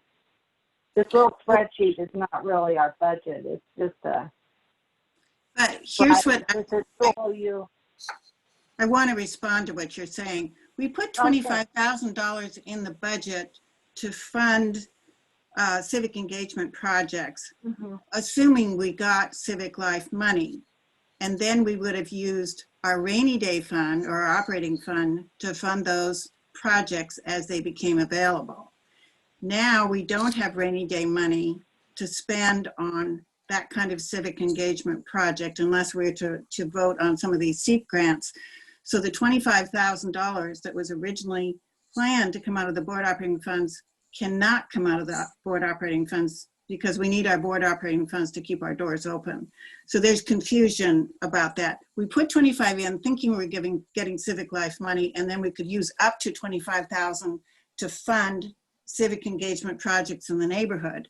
But Civic Life money didn't come through. So that money really isn't available except possibly some for these grants or these applications that came in recently. Well, I kind of have to disagree just a bit, Leslie, in that I think when we voted on that 25,000, we knew Civic Life was not going to fund us fully. But then there's also 10,000 in the restricted Jackie, fund. we did that in June. We did that in June, and Civic Life didn't stop giving us our money till July 9th, so we didn't know. Okay, and then there's 10,000 more in the restricted. Unfortunately, I accounted for that. It's in there. Pardon me? Right. That's in the 88,000. No. I mean, in the restricted funds, like the neighborhood restricted funds account. There's that board amount, right? And there's that board amount. And that's included in that 88,000. Which is the money we think we're going to have at the end of August to spend for the next 4 months. That balance at the end of August 31 is the money we're trying to work with you on about how to spend over the next 4 months. And it includes that $10,000. Okay, so that 88,000 came from one of these financial balance sheets. Is that right? Right, that's right. It will come when we get the August ones done. We've done an estimate of how much cash we have in the rainy day fund at the end of August. Okay. Okay. Okay, I made notes. Let's see, Charlie, you've been waiting. Charlie, what are your comments? I've been waiting so long I forgot what my comment was going to be. Sorry about that. No, I know what it was. You know, Nancy, technically we should have the liability on the books, and Nancy knows what it is. So it'd be pretty easy for her to put something together, and it really should be recorded as a liability and as an expense currently. So it should show up. What are you saying should be recorded, Charlie? You didn't say. Well, it should be recorded. It should What be. is it? What is it that you think should be recorded? Vacation and paid time off. All right. So it is I something have it. that it Can you is hear me? something. It is something that Nancy, like I said, she's got records of it. She's maintained it. So it would be prudent to know what that number is. I have the number. Okay. It's $13,036.89. Can we add that to the sheet right now, Lee? Well, except you don't know who's going to take it as regular vacation, or Right. will it be a payout? I mean, this is a cash flow. This isn't a balance sheet. But doesn't that determine the timeline? No. Not necessarily. I mean, No, because if everyone decided to go on vacation, it doesn't change anything on the timeline. And if it just no one reduces that liability. vacation, then you can't really predict when someone's going to decide to go on vacation. We could say everyone has to take a vacation, and then you could then predict the Right. Right, exactly. Okay, the next That one would is. be like a furlough. I'm That sorry? would be like that would be like a required furlough, Leslie. Right. Or like what in some companies do that. Right. And we can't make any of those determinations till after the board decides how much they want to reduce the budget. Then we can think about, given that reduction, what we do in terms of employees, what we do with the vacation, and when it becomes effective. Janet, did you want to say something? No, nope. Okay. All right. The next person is Tatiana. Did you have a comment? Yes, I do. I think we should either reduce all the employees 50% now, stop paying rent, forget about the SEEP grants, and that would carry us through New Year. Or we could actually do even better. We could put all the employees on a furlough and allow them to file for the unemployment compensation under the current scheme, which would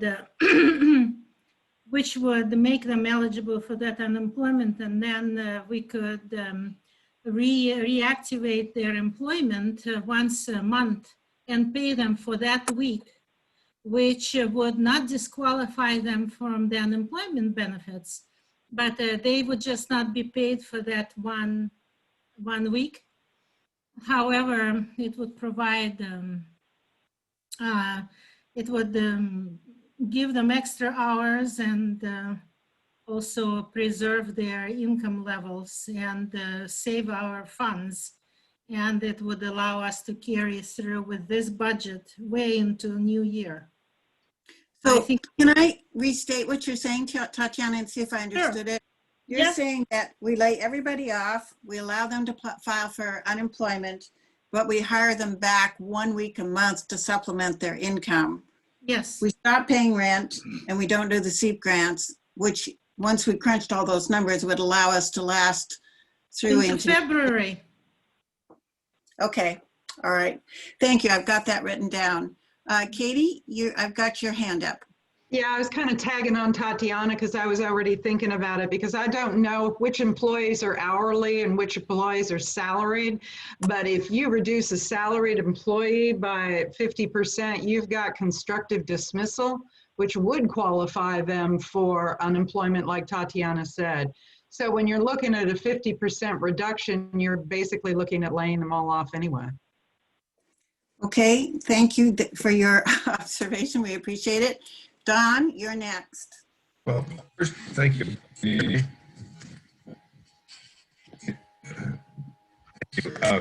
First of all, I basically support what Tatiana said. I'm going to go through a couple things just to clarify. Health insurance, what's our rules on health insurance? If we drop people to a quarter time, do we still pay their health insurance? Hi, I've got information on, this is Janet, I've got information on our personnel information. So we have 2 full-time employees and we need to go into an executive session if I start giving employee personal information. The question I have But is, just to say, we have 2 regular full-time employees that have the health insurance. So that's accounted for on the cash projection under health insurance, the 1,115.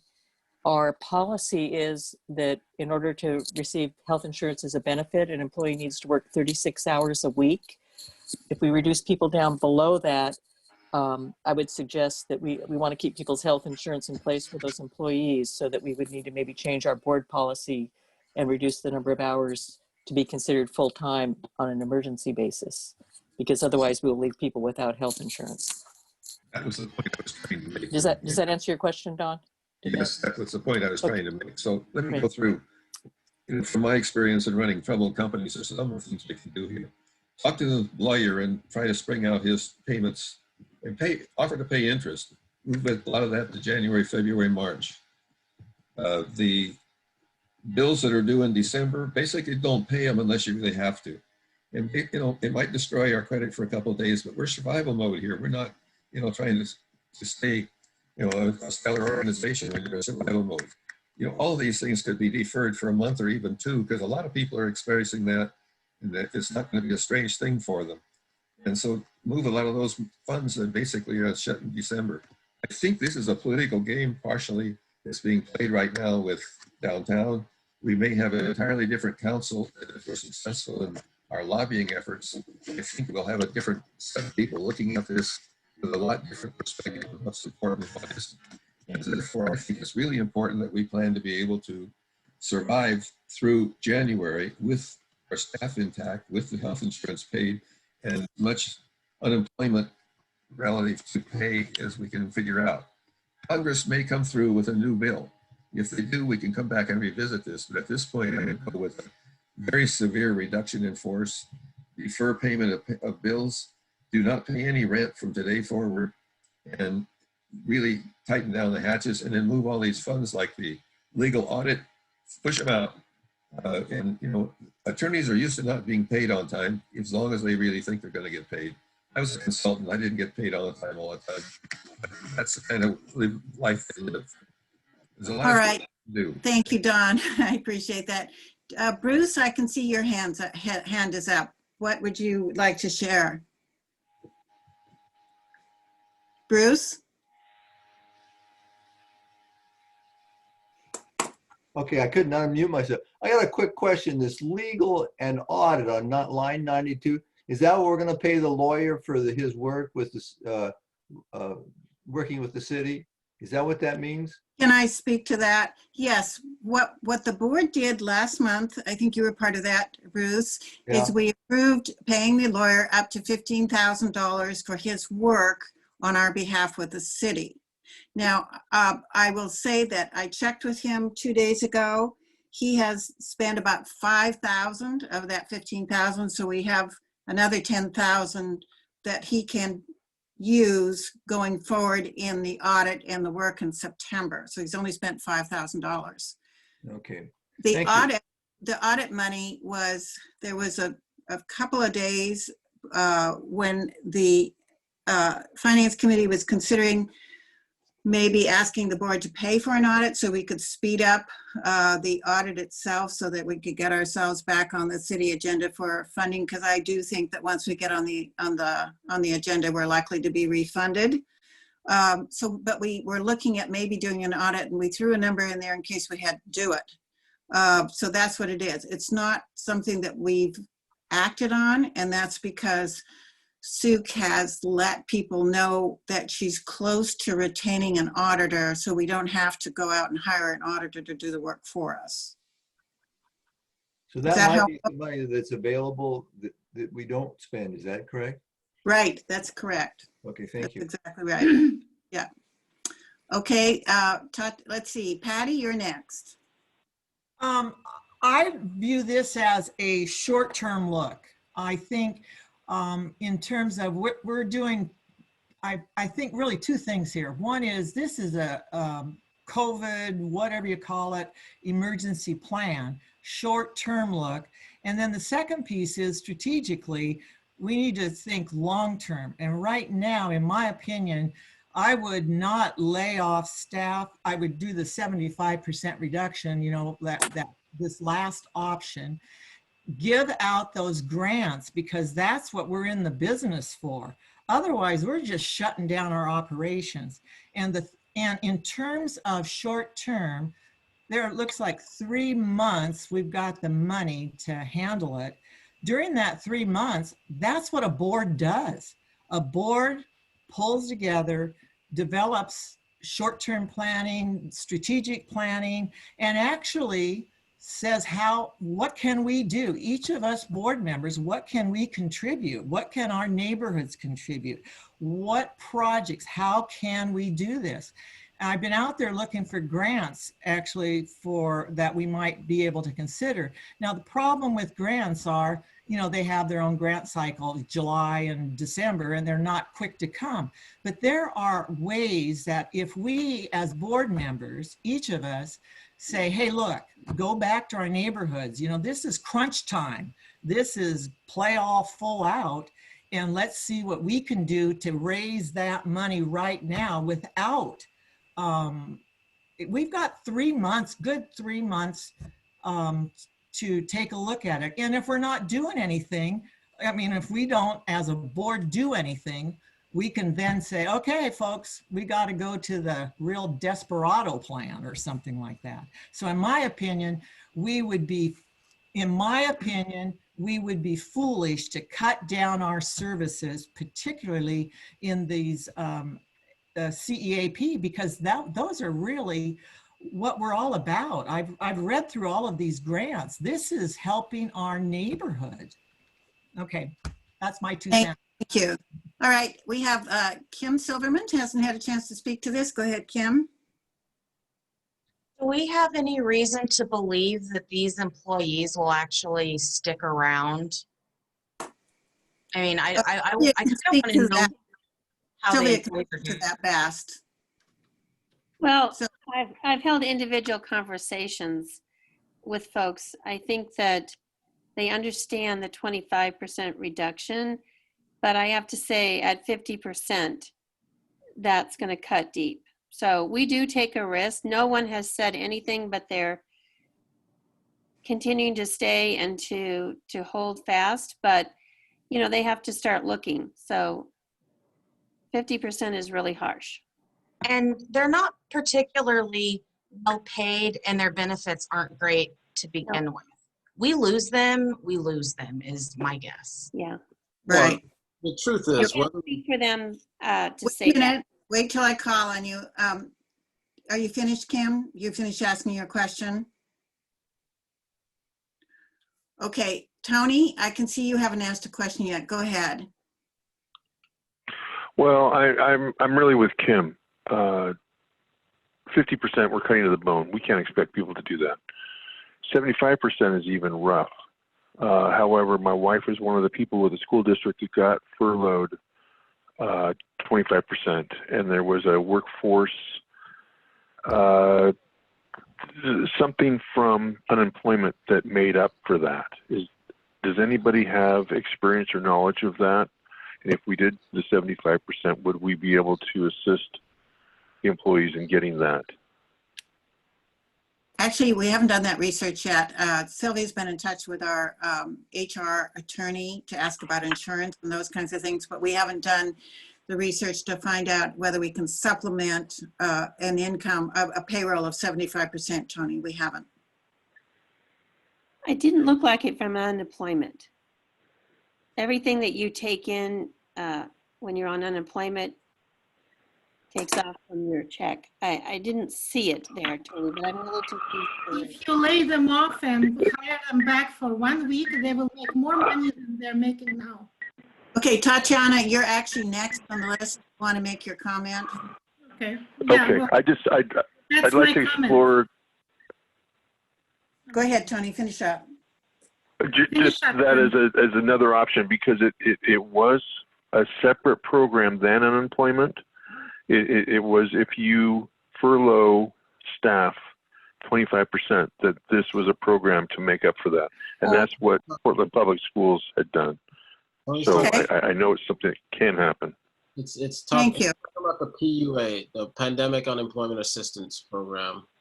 And I think the city's using let's it. let Teddy finish talking. Go ahead, Teddy. Yeah, Go ahead. so what we're talking about is the PUA, which is part of the Pandemic Unemployment Assistance Program, in which the federal government had a $600 adder, which impacted both fully unemployed and furloughed employee or partially unemployed employees, in which they were given that adder. But that is not available anymore. That ceased in July. That's Right. $600, right? So the Congress hasn't acted since yet. Well, So that particular program isn't available right now. yes and no, but yes. So yeah, I'm just commenting on what Tony was talking about, and give some clarity. He seemed to have some questions around what that was and what was going on. Right. Okay. Thanks, Teddy. Charlie may have some additional information to add to that. I don't know. The next person is Tatiana. Tatiana, you wanted to make an additional comment? I would like to, if it's possible. I would like to restate that with hiring them back for 1 week and having the unemployment benefits, the employees will make more money than they're making now. And it's time to, I'm not in favor of spending money we don't have in terms of how long we can survive. And it's not a very good business decision for the long-term survival. I'm thinking about the long-term plan, long-term survival of this organization. And what I am thinking about is that it's time to actually create the drastic situation that it is, instead of trying to make do, and also to publicize it. And as that auditor is hired and Wang is working on our behalf, it's the time to create that acute showing and bear down on both the city and the auditor and everybody else and the city attorney to get this finished forthwith. Instead We've of been to do that, Tatiana, and we've been trying to do that since the 9th of July and haven't. I know, but the actual showing of how drastic our situation is speaks for itself. Good point. Very good point. That's the end of my comments. Jackie, do you have a comment? I do. The city is furloughing employees 1 day a week, and it's through some special program, and they're very careful. They are not union employees, they're non-reps, but the non-rep employees are furloughed and they cannot work in order to get the grant funds that the city's getting for that purpose. OHSU has just reduced their employee staff pay for admin employees 25%. And so the furlough process is beginning to work. So maybe but I wouldn't have a clue how you start doing research on how you can get federal help for furloughing 1 day a week. But okay. Rob, I can see you're online. I'm not going to call on you. You're a guest, but I am going to call on Shannon. Shannon, you'll make the last comment, and then Steve has a motion for the board to consider. Go ahead, Shannon. Thank you. So I just have a couple of comments. I think that any board would look strategically at what positions are still needed and required in service to the mission. I think about Sarah as the events person, and there aren't any events happening at SWNI. So my recommendation is that the board looks strategically at each position and to determine whether a layoff would take place or whether their services are still needed to accomplish the mission. Second, I think I wouldn't want to speak for staff. I very much care about the staff being employed. And to take the tact of laying them off and rehiring them for a week is making an assumption that that would be a comfortable situation for them, where that might not be the case. So I mean, it's worth noting that staff will have obviously a say in this. Leslie, this is Janet. Can I make a comment on Shannon's comment? We have been in contact with Renee Starr, who is our HR attorney, who's helped with us personnel policies. And Sylvia presented the scenarios that we all are looking at tonight. And Ms. Starr's opinion was it looked like a very fair process, that there was not a singular identification of an employee or their position. So you just mentioned an employee's name. We shouldn't be mentioning employees' names during this discussion. We should be in executive session if we do that. But I want to point out that Ms. Starr's view was that starting with across the board reductions was a good start. That doesn't say we couldn't revisit this in later months and look at positions, but that would require a meeting of the personnel committee, a review of staffing positions, and then holding a board meeting in executive session. So at this point, as we look at these types of reductions per percentage, we're well within kind of public information on it, and people being treated very fairly in terms of these scenarios. My recommendation is we start with this. We can certainly revisit later in the fall.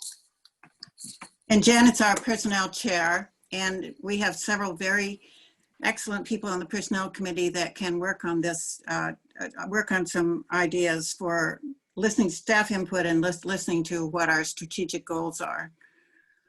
Okay, I think Mike, you better, or Steve, would you put your motion on the table, see if we can get a second, and then we'll try to move from there. Okay. I know you're not going to call on me, but I want to interject. No, just give me a second. No, I'm not giving you a second. Nobody else has the same privilege. You're a guest. You may listen. You may direct your comments through Shannon. Just look at Oregon Work Share Program. We're not going to do that. We're not going to do that. We're Jesus just not. Christ. We're not. You're not being recognized by the chair. Sorry. Go ahead, Steve. Okay, well, this motion is to approve SWNI operations under the third scenario, that is reduction to 75% for September and October, I believe, and then to 50% for the 3 succeeding months.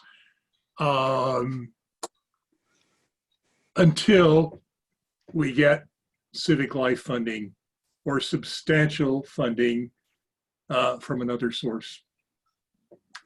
Do we have a second for that motion so we can have a discussion? Unbox second. Thank you. All right. Steve, do you want to speak to this motion a little bit, and then we'll take other comments on it? Okay. Well, I think what this does is it at least gives us a base to move forward from, okay, for the next couple of months. We know life is uncertain, and we put off the more drastic reductions for a couple of months in hopes that, you know, some of those uncertainties may be relieved. We may get some funding from another source. We may complete the audit, for that matter. And it actually, just to note that this does not address the issue of the SEEP grants. This motion does not address it. Okay, now let's see. I've got Mike Lindman, you're next.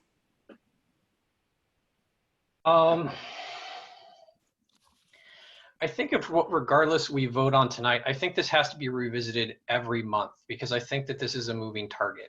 If we want to have something that's just a basis to go off of for the next month, I still think that we're going to basically have to have this same discussion next month.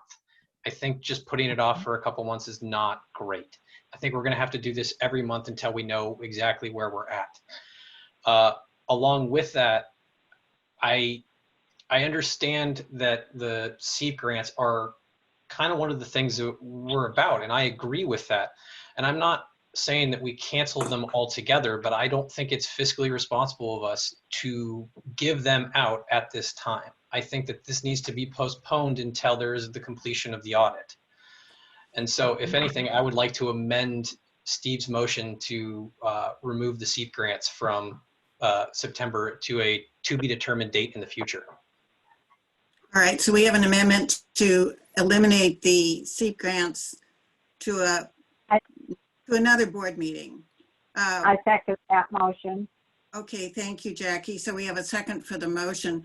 Couple of things I just want to share with all of you.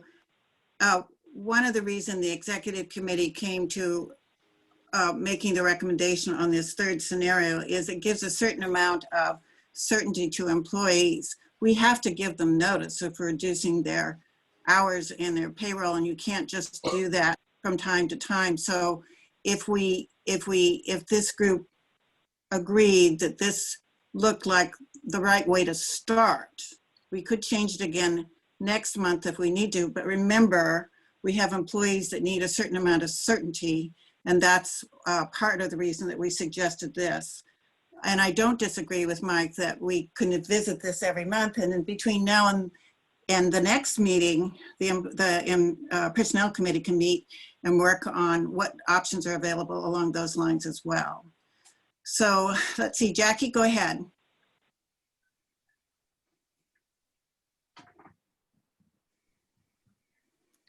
Jackie, did you have a comment? Jackie seconded Steve, the motion. Yeah, I think I was just still up there, Leslie, sorry. Oh, okay. All right. And Teddy, I saw your name up. Did you want to comment? No. Okay. All right. The next one is Tatiana. This is on the amendment to eliminate the SEEP grants. I raised my hand before we were talking about the SEEP grants. I support that amendment. Oh, okay. All right. Tony, did you want to speak to the elimination of funding the SEEP grants at this moment? Yeah, I thought Sylvia said we couldn't do that. So I just clarification of what Sylvia said earlier. If we cannot pay it, if we can delay that, I'm in favor. No, but what are the restrictions on it? The Civic Life grants is the 9,443. We have already committed to that. The SEEP grants on the second item under health insurance is something that we put in the board budget, but we can decide, we have not awarded those yet. We can say, you know, we have selected the top candidates, but until we stabilize our funding, we're going to hold off on awarding. That's essentially what it means. So this is board funds, community engagement allocation program. This Civic Life is already been awarded. We can't change that. So the 8,000. Right. Does that help? But we could we could reuse that and use that for payroll. Yes. And make the okay. Then I agree that we should use that for payroll and then have the grants when we get the Civic Life money. I think that's a good plan. Good. Thank you, Tony. Don, you're next. Yes, I would like to ask that the motion, if you're agreeable to doing this, include cease paying rent until such time as we get money from the city. And it'd be up about $1,000 a month. That would be an amendment to the amendment. And before we go there, I'm trying to ask if he would include it in his amendment. okay, before you agree to include it in your amendment, we need access to those offices in September to get the records for the audit. So I think the executive committee, talking this over, would like to encourage the board to pay at least September's rent so we have access to the premises so we can get the information for the audit. Can we just be late? You know, given the situation with rents around the city and around the whole country, whole world, I doubt if you're going to get thrown out because you don't pay a rent for a couple of months. I just don't think you're being reasonable saying we got to pay that. I'd much rather say we got to pay our employees. Okay. I don't want to. agree or disagree with the question of paying the rent or not, but from a perspective of an orderly process, I think we need to vote on Mike's amendment first. Right. And Mike's amendment is to eliminate the SEEP grant. I'm going to go ahead and ask for a vote on eliminating the SEEP grant from this. I'm sorry, Shannon. I'm not going to recognize you, Shannon. We're going to move on. It's very late. We need to move forward. So I'm sorry. I'm not going to recognize you to talk on this subject. You can vote on it, but I'm not going to recognize you to talk about it because we need to move on to the main motion and see if there are any other amendments. So this is Mike Lindman's amendment to eliminate the SEEP grant from this scenario number 3. Janet, can you call the roll? Yes, I'll call the roll. Steve Mullinex on the amendment. Yes. Teddy O on the amendment. Yes. Janet on the amendment. Yes. Katie Daly on the amendment. I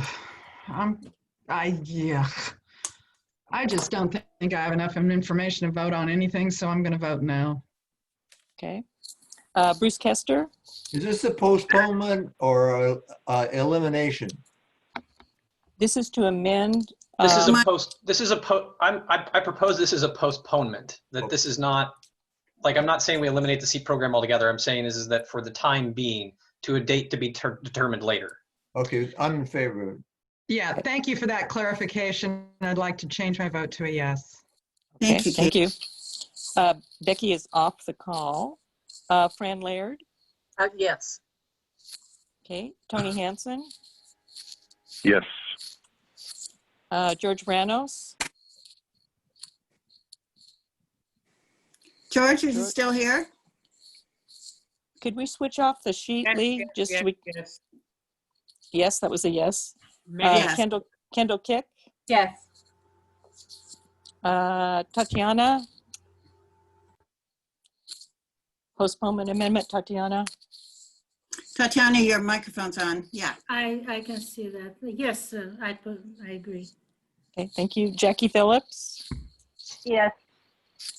And Maria T. Mai. She's gone. She's gone. Okay, thank you. Shannon Hiller Webb. I didn't get my question answered, so I abstain. Fine. Anna Friedhoff is not. She's not with us. Okay, Not here Charlie Van. tonight. Okay, Charlie Van Rossen. Yes. Debbie Hall. Yes. Gary Rundy. Yes. Mike Lindman. Yes. Tim Silverman. Yes. And Patty McMahon. No. And Catherine Christensen. Is Catherine still with us? Yes. She is. That was a yes. Okay. And Murphy Terrell. Yes. Okay. And Don Buck. Yes. All right. Okay. So I think now we had just one abstention and one no on that. So that passed. The amendment passed. So Janet, do you have that motion as amended, or should we have Steve state his motion with the amendment? Steve, why don't you restate it again? That would be helpful. Okay. Can we have people turn their mics off? Move that we approve SWNI operations under scenario 3 until we get civic life funding or substantial funding from another source. And? As amended. Well, the amendment is and to postpone the payment of the seats until a time to be determined. I was leaving that for Janet. Okay. Thanks. You have to take this one motion. Okay, Janet, do you have it? I do have it. So voting yes to approve the motion as amended. Steve Mullinex. Yes. Teddy O. Whoa. Point of order, Madam Chair. Hold on, Yes. do we need to have commentary on the main amendment now? I have another amendment to present. Oh, all right. Who's that? I move that we defer payment of all rent and write a letter to the city explaining our financial situation and promise to pay it as soon as we are back in business with getting funds for the city.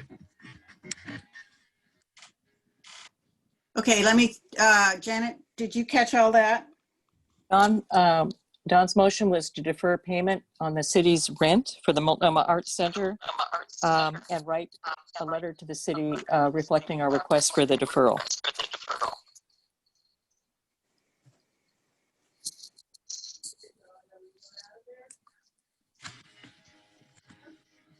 And Don, you want a letter to the city explaining our circumstances? Is that it?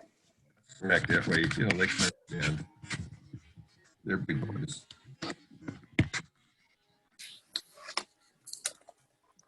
Okay. All right. Comment on Don's amendments? Tatiana? Yes, under the executive order that's in force right now, we don't have to pay rent until the end of the year.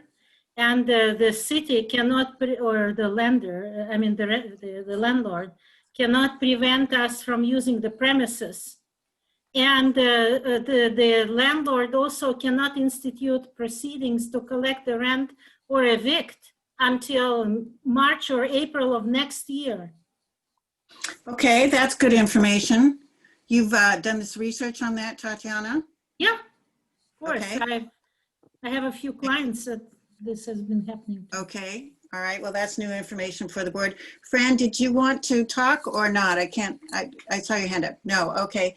Katie, you're the last comment before we go to the vote on the amendment. Steve Ray, Molinex can you has his hand up. I don't see it up. Yeah, Oh. look at his picture. Okay, Steve. All right. So we're going to let's see. We're going to let Katie comment and then Steve comment. And Tatiana, can you put your hand down so I can tell that it's not a new hand? I have, you've shown us so many scenarios that scenario 3 has now just become a label and is not concrete to me. Is there some way to get that back up on the screen? Lee, can you put scenario 3 up on the screen? And basically, Don's suggesting we defer rent. So for this scenario, can you take the rent out for September, October, November, and December? There you go. All right. And the vote is as presented. It is not an aggregate, but these decisions that have been made are going to be what is affected by a yes vote. If the decision on this scenario as amended would become effective this week because we have to give notice to employees and the last payroll date is this week. So that's why we're asking, one of the reasons we're asking for a decision because it will affect next month and we have to give notice. Okay, so good questions. All right, so here it is again, and we're on the amendment. So Janet, will you read the amendment and then we'll do a roll call? Yes, sorry, gonna switch pages again. So Don Bach moved that we defer our rent and write till the end of the year and write a letter to the city about the deferral request. Okay. Go ahead and call the roll. Steve Molinex? No. Teddy O?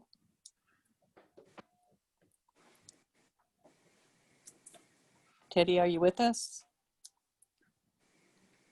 Janet Hawkins is a no. Katie Daly? No. Bruce Kester? Bruce, are you with us? Here I am. I like the idea, but I think I'm gonna abstain. Okay, thank you. Fran Laird? No. Tony Hansen? I'm a little confused. Yeah. I want to not pay rent, but if we can do it the way Tatiana said, that we just don't pay rent, then that makes sense to me as well. But I don't want to pay rent, so I say yes. Okay. George Vranos? No. Kendall Kick, No. Tatiana, You have to turn on your microphone, Tatiana. I'm sorry, is this just for the amendment not to pay rent? yes. It's just for the amendment not to pay rent. Not to pay rent. I'm for not paying the rent. Okay. Jackie?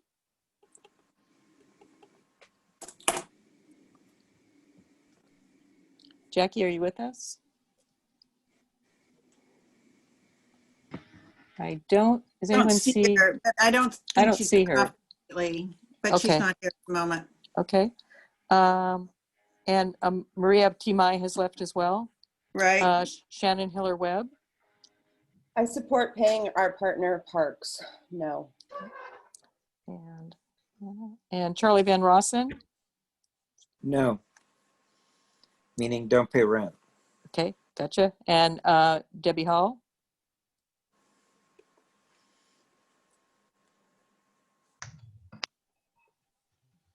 And is Debbie is not with us? To see if she's I'm here. here.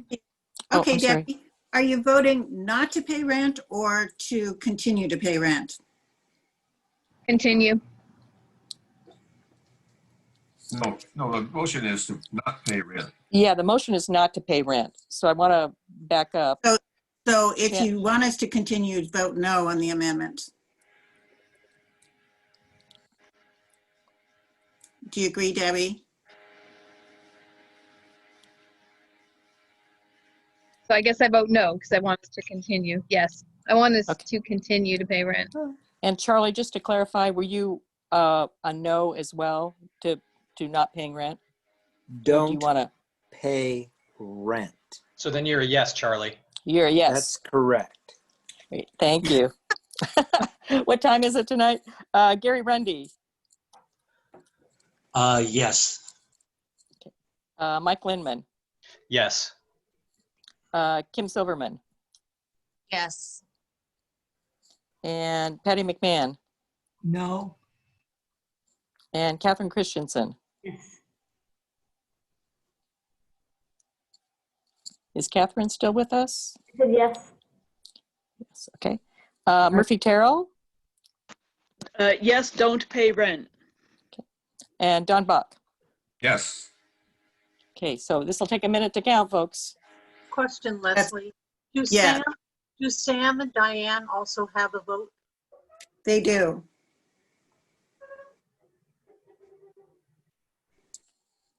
So do we want to get Sam's? You is count Sam's what you got right now, Janet. Oh, okay, And we'll okay. go to Diane and Sam. So good.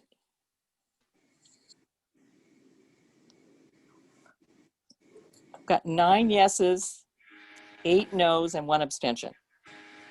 Oh boy, that puts you guys in an exciting place. Diane, do you want to vote yes to not pay rent or no to continue rent? Can I abstain? Yes, you I can. follow along, but I really am, I'm so unclear. Sorry. I hear. Sure. Wait, and then, sorry, go ahead, Janet. and then Sam, are you a yes to not pay rent or a no? I'm an abstain. Okay. So the yeses, Don's amendment passes to not pay rent. Okay, so let's go back to the major motion with the 2 amendments. And I have another amendment. Who is this? This is Tony. Sure, Tony, what's your question? Well, it's an amendment. WorkShare Oregon is the program I was talking about, and it is a way to try to keep employees whole. So I want to make an amendment that the appropriate parties explore WorkShare as an option to keeping the employees fully paid. And I have the URL that I can send to whoever that would be. That'd be the Finance Committee. I second this amendment. Okay, Thank you. That's what I was saying. Okay, Thank you. Thank you, Tony. So now we have another amendment, which is to include in our motion that the Finance and Personnel Committees will look into Workshare Oregon as a way to continue full funding for the employees. Is that a correct way to put it, Tony? Yes. Okay. All right. Do we want to discuss this or just go straight to a vote? Let's go to a vote. All right. Okay. Do you want to call the roll, Janet? Yes. Steve Mullenix, are you in support of exploring Workshare Oregon for the Finance and Personnel Committee? Yes. Teddy O, are you there? Is Teddy? I think Teddy is gone. I'm a yes in support of that. Katie Daly? Yes. Bruce Kester? Yes. Becky Lillquist is not with us. Fran Laird? Yes. Tony Hansen? Yes. George Franos? Yes. Kendall Kick? Yes. Tatiana? Yes. Jackie, are you back? Jackie Phillips? No, no, no, I Jackie. don't see her. Okay, and Maria is gone. Shannon Hiller-Webb? Yes. Anna, let's see, Anna's gone. Charlie Van Rossen? Yes. Okay, and I think Debbie Hell is gone. Gary Rundy? Debbie Hall's here. She was here just a I'm minute sorry. ago. Nope, Debbie? I'm here. Yes. Yes, thank you. Gary Rundy? Yes. Mike Lindman? Yes. Kim Silverman? Yes. Patty McMahon? Yes. Catherine Christensen? Yes. Murphy? Yes. And Don Buck? You need to call on Sam and Diane. Thank you. That's helpful. Diane? Yes, please. And Sam? Sam, you're on mute. Sam? Sam, you have to unmute yourself to vote. I did. It took a minute. Yes. Okay, that's a unanimous votes in favor of exploring the Workshare Oregon program, asking Executive and Personnel Committee to look at that. Okay, let's go to the main motion as amended, and I'm going to ask you, Janet, to try to work your way through that, and we'll help you. Actually, I'll have Steve restate his motion. Okay. Because he has it in writing. Well, I'll read it, yeah, up to a certain point, and then I will pass the baton to you, Janet. Okay.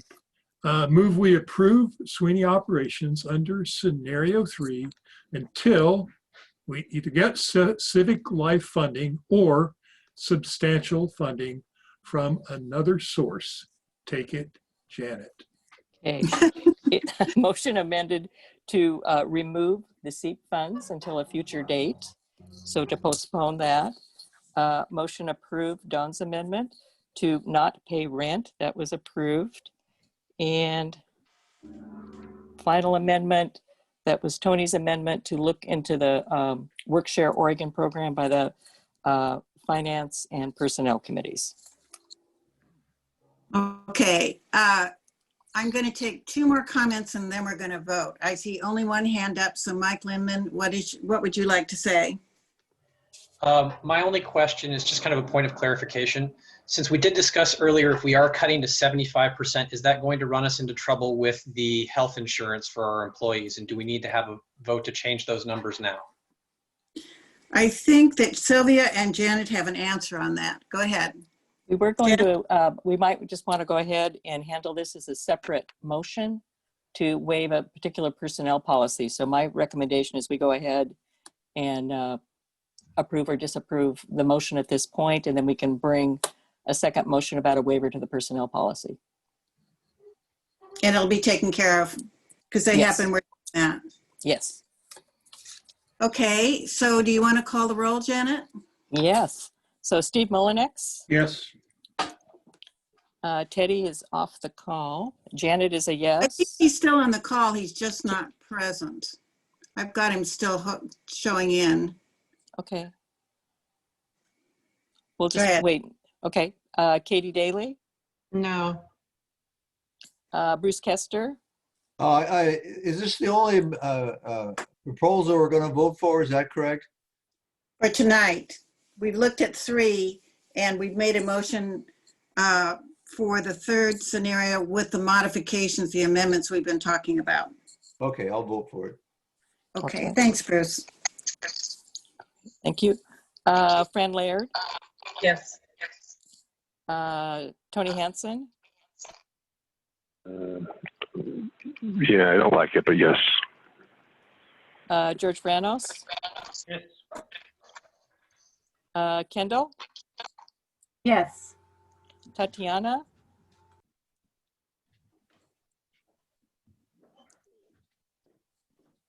Tatiana, you have to turn on your microphone. Yeah, I'm doing that. Sometimes the mouse doesn't go there right away. I hear you. I'm sorry. I'm voting no. I think we should go to at least 50% right away and file for unemployment and get things done. Okay, thank you. and Shannon. Sorry, didn't hear that. No? That was Okay. a no? Okay. Correct. It's no. Charlie Van Rossen, Yes. Debbie Hall, Yes. and Gary Rundy, Yes. and Mike Lindman, Reluctantly, yes. Kim Silverman, Yes. Patty McMahon, Yes. Catherine Christensen, Yes. Murphy, Yes. and Dawn. Don? There we go. I don't think it's enough, but I'll vote yes. Okay, and then Teddy, has Teddy joined us? Yes. Teddy, you said were a yes? Mm-hmm. And Diane and Sam, please. I'm sorry, thank you. This is Diane, and I will abstain. And Sam? Yes. Okay, Sylvia and I will count. And then just trying to keep on track and keeping us moving. These are tough decisions, folks, really tough and hard to make these decisions, but we did have to do some kind of decision tonight for the rest of the month. We're going to have. So I'll report on the vote, Leslie. All right. 19 yeses, 3 noes, and 1 abstention. And then Okay. do we want to now consider Yes. the motion? So as I explained earlier, in order to keep insurance benefits in place for our 2 full-time employees, we can waive our personnel rule as an emergency measure. So I'll read that motion.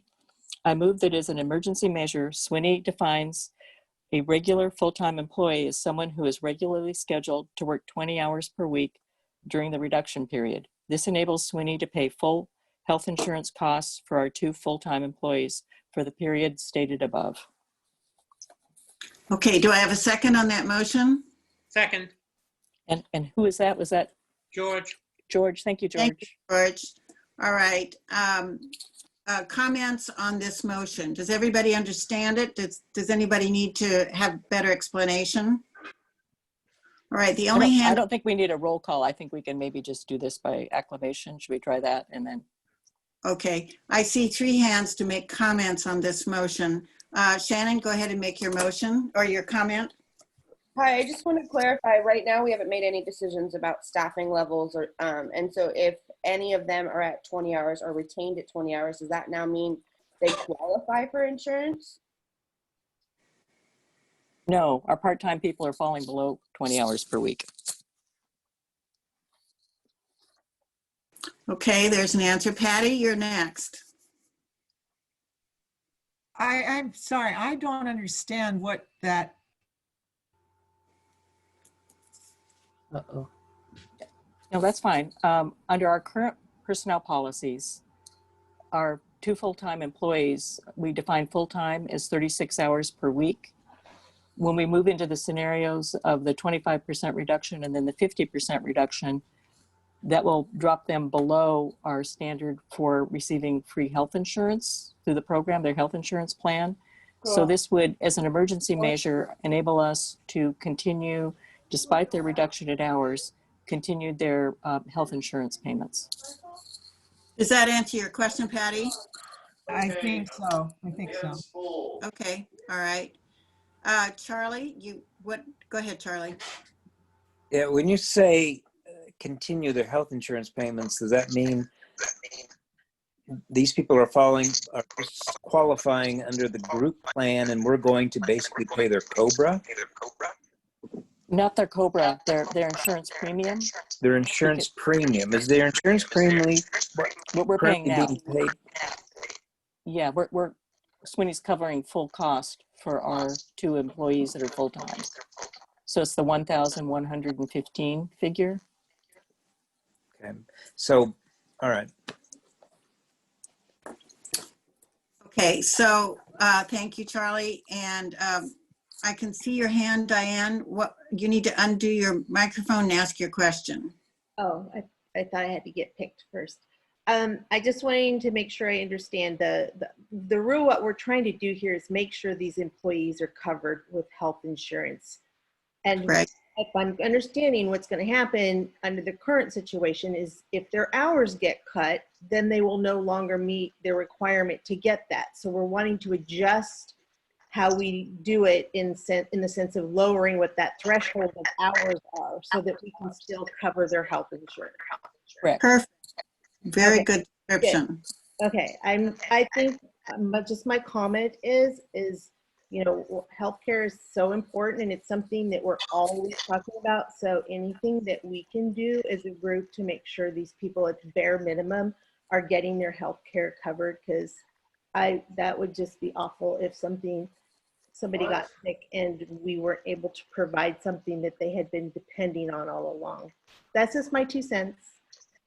Thank you, Diane. All right, Fran, you're next. You can. I know I have to be delicate that I can't say names, but are there 2 employees or are there 3?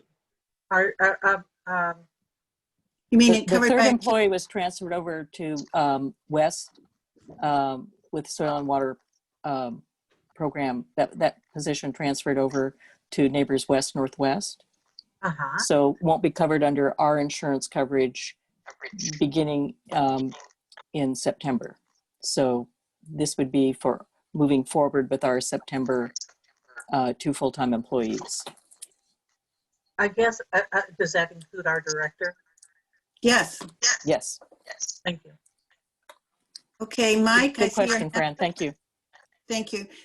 Everybody put your microphones on because we're getting a lot of feedback, please. Okay, Mike, your comment? Yeah, I just wanted to double check because I didn't quite understand that answer from when Shannon asked. So there's no other employees other than these 2 who work more than 20 hours in a week? There are other employees who work more than that, but they're not in the health insurance plan. Okay, I still think that goes to Shannon's question though, that is the amendment written in a way that that we're not qualifying them for the insurance plan now. Sylvia says the 3rd person waives because they have health insurance on their own. Yeah, that's not really it's not just the 3rd person. It's just the fact of we word this so that it doesn't expand the health insurance to other people in the office if that's not what we're trying to do. So Sylvia, do you want to, maybe Sylvia can respond to that because she knows the exact hours that people would be reduced. Yeah, so our part-time employees work 20 hours a week. If they're reduced by 25%, they'll be working 15 hours. So they'll be below that 20-hour threshold. The full-time people at 25% will go to 30 hours. At halftime, they'll go to 20. And I do want to clarify, Eric, or the watershed manager, will be on our insurance for a couple months, but we will get reimbursed by Neighbors West Northwest. There's a transition period. Okay, so Katie, I see your hands up. I'm going to let you be the last question. Okay, we passed an amendment that said that the Personnel Committee should look at the Oregon work share. I think that before we make any adjustments to our healthcare and benefits policy, we should examine the Oregon work share rules regarding those benefits, so we don't have to undo it or adjust it going forward. Sylvia, what do you think about that? Do you think we should go ahead and make the decision, and if we need to adjust it later? Or do you think we should delay on this personnel change, this personnel policy change? What is your thought? Well, I want the employees to continue with health care. So why do you think it's at jeopardy, Katie? I don't know all the details about Oregon Health Share, but since we have passed an amendment instructing the Personnel Committee and ourselves basically to look into this to ensure people receive as much financial remuneration as we can work out without losing everything else. If they have any guidelines regarding benefits, I think it would make good sense to take a look at that before jumping into a pool that we don't know whether it's filled with water or something worse. So you think that because they had health insurance, they wouldn't be provided benefits? Oh, no, I said I don't know. I'm saying that we have instructed that we look at Oregon Health Share. And I'm sure they have some kind of adjustment regarding benefits. And without looking at it, how do we know? That's all. Okay, thank you. Thank you, Katie. Patty, you have your hand up, and then we're going to have to go to a vote on this because we're running way over and we're going to need to vote on it one way or the other. So Patty, what's the last comment? I want to agree with Katie there because I just glanced at WorkShare and just an initial look said you have 3 or more employees to be eligible for the WorkShare. And again, I don't know if that's full-time employees, anything. So there are stipulations. So I would just like to say, put it in the hands, the direction we're given, the Personnel Committee is we want to make our employees as whole as possible and go at it. That's so. Let me ask Yeah. Sylvia a question. Sylvia, on the status of moving our 2 full-time folks with the 25% reduction, is that's going to take you all below the 36 hours per week? Yes, it will. She's already said that. It will take them to So it will. So essentially, our 2 employees will lose their health care coverage. I believe we probably prepay it. Sylvia, would it be at the end of September when people would lose health care coverage under our policy? So this is not, we are paid for September. This is not, Kaiser doesn't care. SWNI makes the rules. This is our Personnel Committee policy. So one suggestion, because it's getting, okay, it's getting very late. So my suggestion is that we convene the Personnel Committee and we'll need to do potentially an emergency board meeting in September to consider this, particularly after looking at the WorkShare information. So I would table my motion. Well, it's your motion, so you can withdraw. I can withdraw the motion then. Thank you. I'll withdraw the motion. Well, All right. This is Tony, and I am going to step in and make a comment. All this is doing is giving us the option of being able to keep the employees whole. If it interferes with WorkShare or if there's other problems, we don't have to engage it. This just says, if needed, we suspend this rule so that we can keep our people whole. I don't see the issue. I think we should vote for it. I think we should vote and be done and then end the meeting. I agree. It's just giving us options. That's all we That's all we need. All right, so the motion's back on the table. Read it one more time and we'll do a quick roll call. Okay. I move that as an emergency measure, SWNI defines as a regular full-time employee someone who is regularly scheduled to work 20 hours per week during the reduction period. This enables SWNI to pay full health insurance costs for our 2 full-time employees for the period stated above. Okay. I think for legal purposes, we need to strike that why we're doing it. We just need to define the full time, that's all.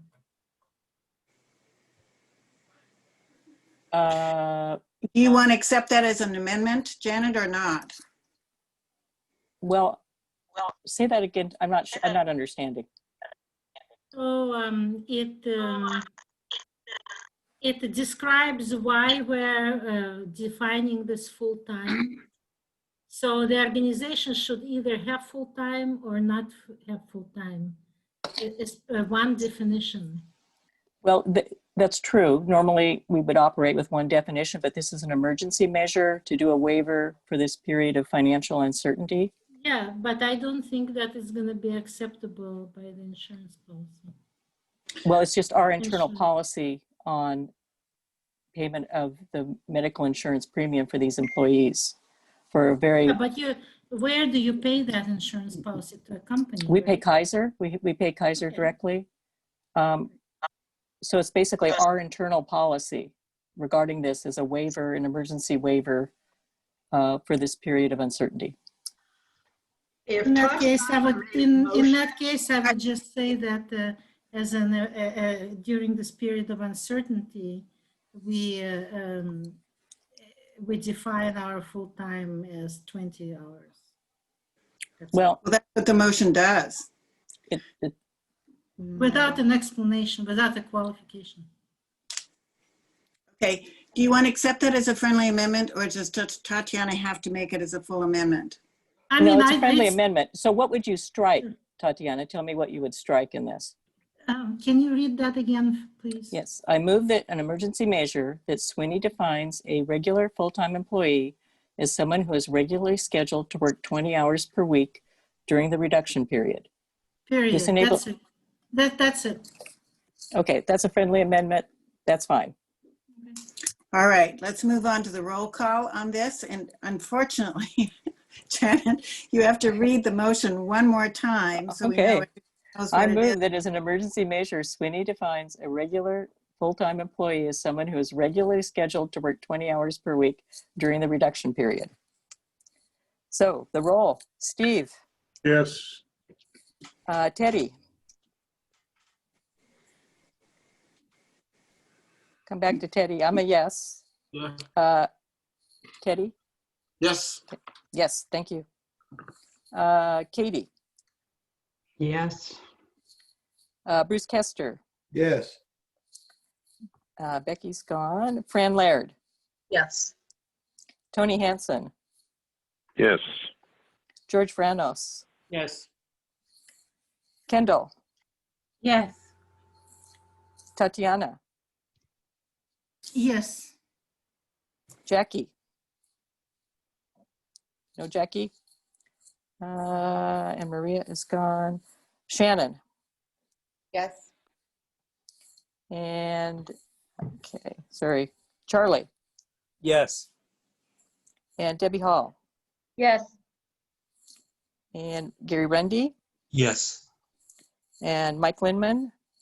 Yes. Kim Silverman? Is Kim Yes. with us? Patty McMahon? Yes. Catherine Christensen? Yes. Murphy? Yes, and don't forget Diane and Sam. Thank you. Don Bach? Yes. Diane? Yes. Okay, and Sam? Yes. Great, that's unanimous. Yeses, motion passes. Okay, that's the last of our budget reduction discussion. Once again, to reiterate, we spent $5,000 of our $15,000 for legal fees, so we're well within the amount that's already been approved, and there's additional money for Simon to continue working with the city on resolving the audit issues. We have resolved to postpone the community engagement allocation program. I encourage all of you to go on the website and look at those programs because they're wonderful. So they are worth looking at, and they really do showcase our community's ability to respond to the times with meaningful projects, even though they aren't funded at this time.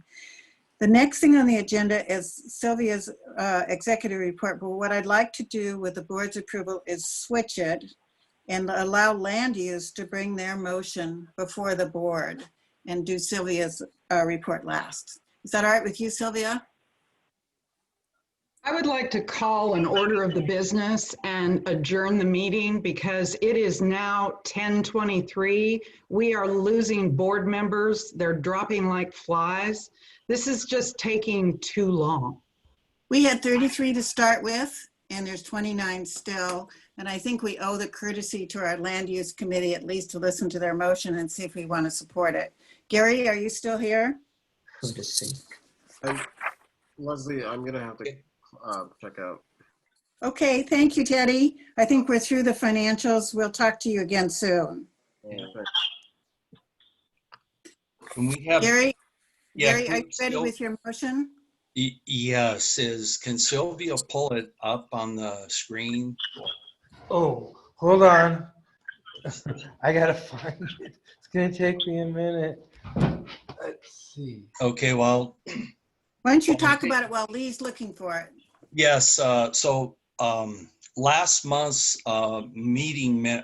report that I put in for the month of for our July meeting, I put together 10 bullet points, large font, that pointed out that House Bill 2001 called out for duplexes by right on all residentially zoned lots for single family houses. And it went on further to say that local jurisdictions shall designate areas to allow for the heavier density infill, like triplexes, quadplexes, cottage clusters. The bottom line is, once the rulemaking committee got together down in Salem, after 9 rounds, we've ended up with all local jurisdictions start out with allowing all heavy residential infill everywhere. And each local jurisdiction has to go through a very narrow channel to somehow come back and say these lands are areas where we'll keep ourselves to duplexes and single family housing. The League of Oregon Cities went ahead, all their planners. The League of Oregon Cities said, look, we need our flexibility. And that's what we're really doing here, is we're supporting the League of Oregon Cities that came in and said, give us back that freedom to figure out where we're going to put the heavier infill density. So can I interrupt for a second, Gary? Are you asking the board to approve a letter written on these 4 points that you've outlined in your motion? So you're really moving to ask the board to approve a letter to be written by SWNI that supports these 4 points? We could do it either way. We do want it to go to Eric. It's late. I'm forgetting Eric's last name. He's the lead person from Land Department down there who ran this rules committee. Well, when you come and bring a motion to the board, you have to ask for a specific action. So what I'm asking you is, are you asking the board to approve writing a letter from SWNI to the DLDC and the state of Oregon, or are you asking for something else? No, let's go ahead that way. Yes. Okay. So he's asking for, he's got a motion, but it's a committee motion, so we don't need a second. Is there, are there questions or comments on this motion from the Land Use Committee? I see Shannon has her hand up. Shannon, what's your question? Hi, Gary. In the last Land Use Committee meeting, how many neighborhoods attended? Was South Burlingame represented? And how did South Burlingame vote? Because when I went to the Land Use Committee meeting minutes to understand this letter or motion further, there wasn't a single document in the folder for 2020.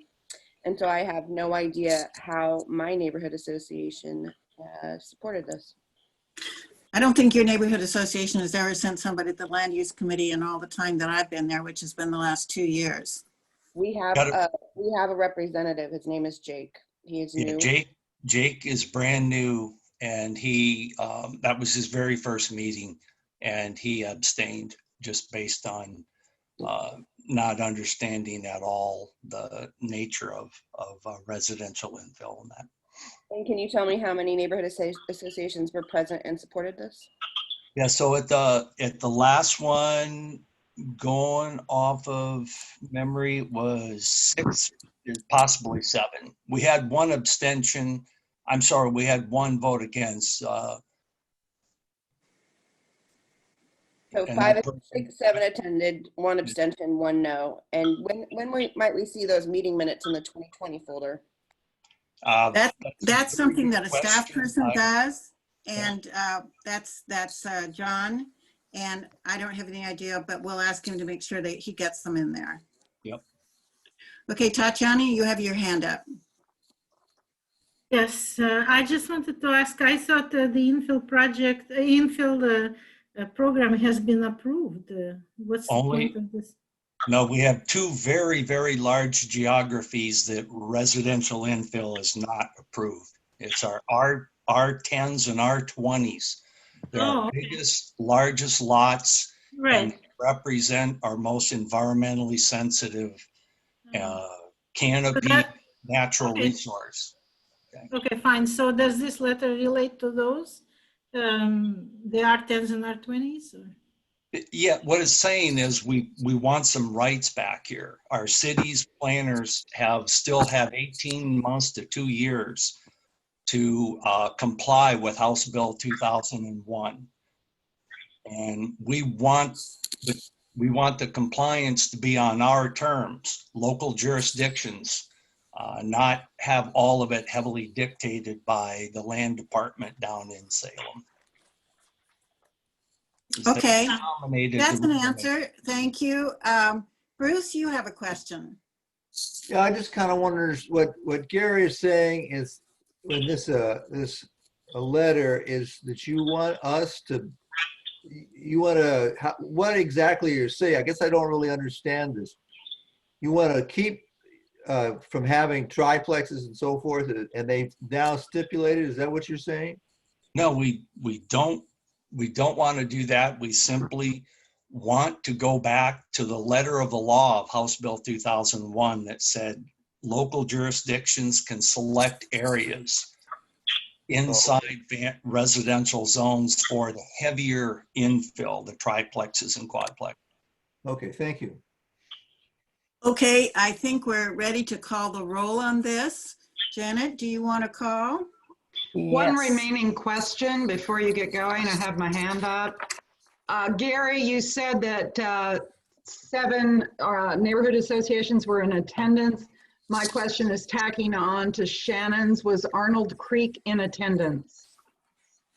That would be Liz Morantz, Gary. No, didn't have Arnold Creek. I'd like to note that she's unable to attend Zoom meetings because of her hearing impaired. And I'm hoping you'll switch to Google or some other Microsoft so that she can attend. We'll work on it, Katie. Thank you for bringing that to attention. Thank you. We Thank you. appreciate That's it. Yeah. All right. Murphy, your hand is up. What is your question? Murphy? All right. Hi, no, here I am. Gary, please, can you tell me how Multnomah Village voted? Multnomah Village. That would be Jim Peterson. Jim. No, Jim was not in attendance. He Okay, hasn't thank been you. in attendance for months. Yeah. Okay. All right. So Janet, go ahead and call the roll. Okay, in support of sending this letter to the DLC State of Oregon, Steve Mullinex. Yes. Teddy O is left. Janet is a yes. Arnold Creek. No. Bruce Kester. Yes. Fran Laird. Yes. Crestwood, Tony. Yes. George Franos. Yes. Kendall. Kendall's still there? No. Tatiana. Yes. Jackie. Yes, Jackie's off. Shannon. Abstain. Okay. Charlie. Yes. Debbie. Yes. And Gary. Just Gary gets Gary to vote on it. Grundy, Gary, you need to vote on your motion. Oh, yes. Thank you. Mike? Abstain. Okay. Kim Silverman? Yes. Patty McMahon? Yes. Catherine? Yes. Murphy? Yes. Dawn? Abstain. And Diane? Abstain. And Sam? Abstain.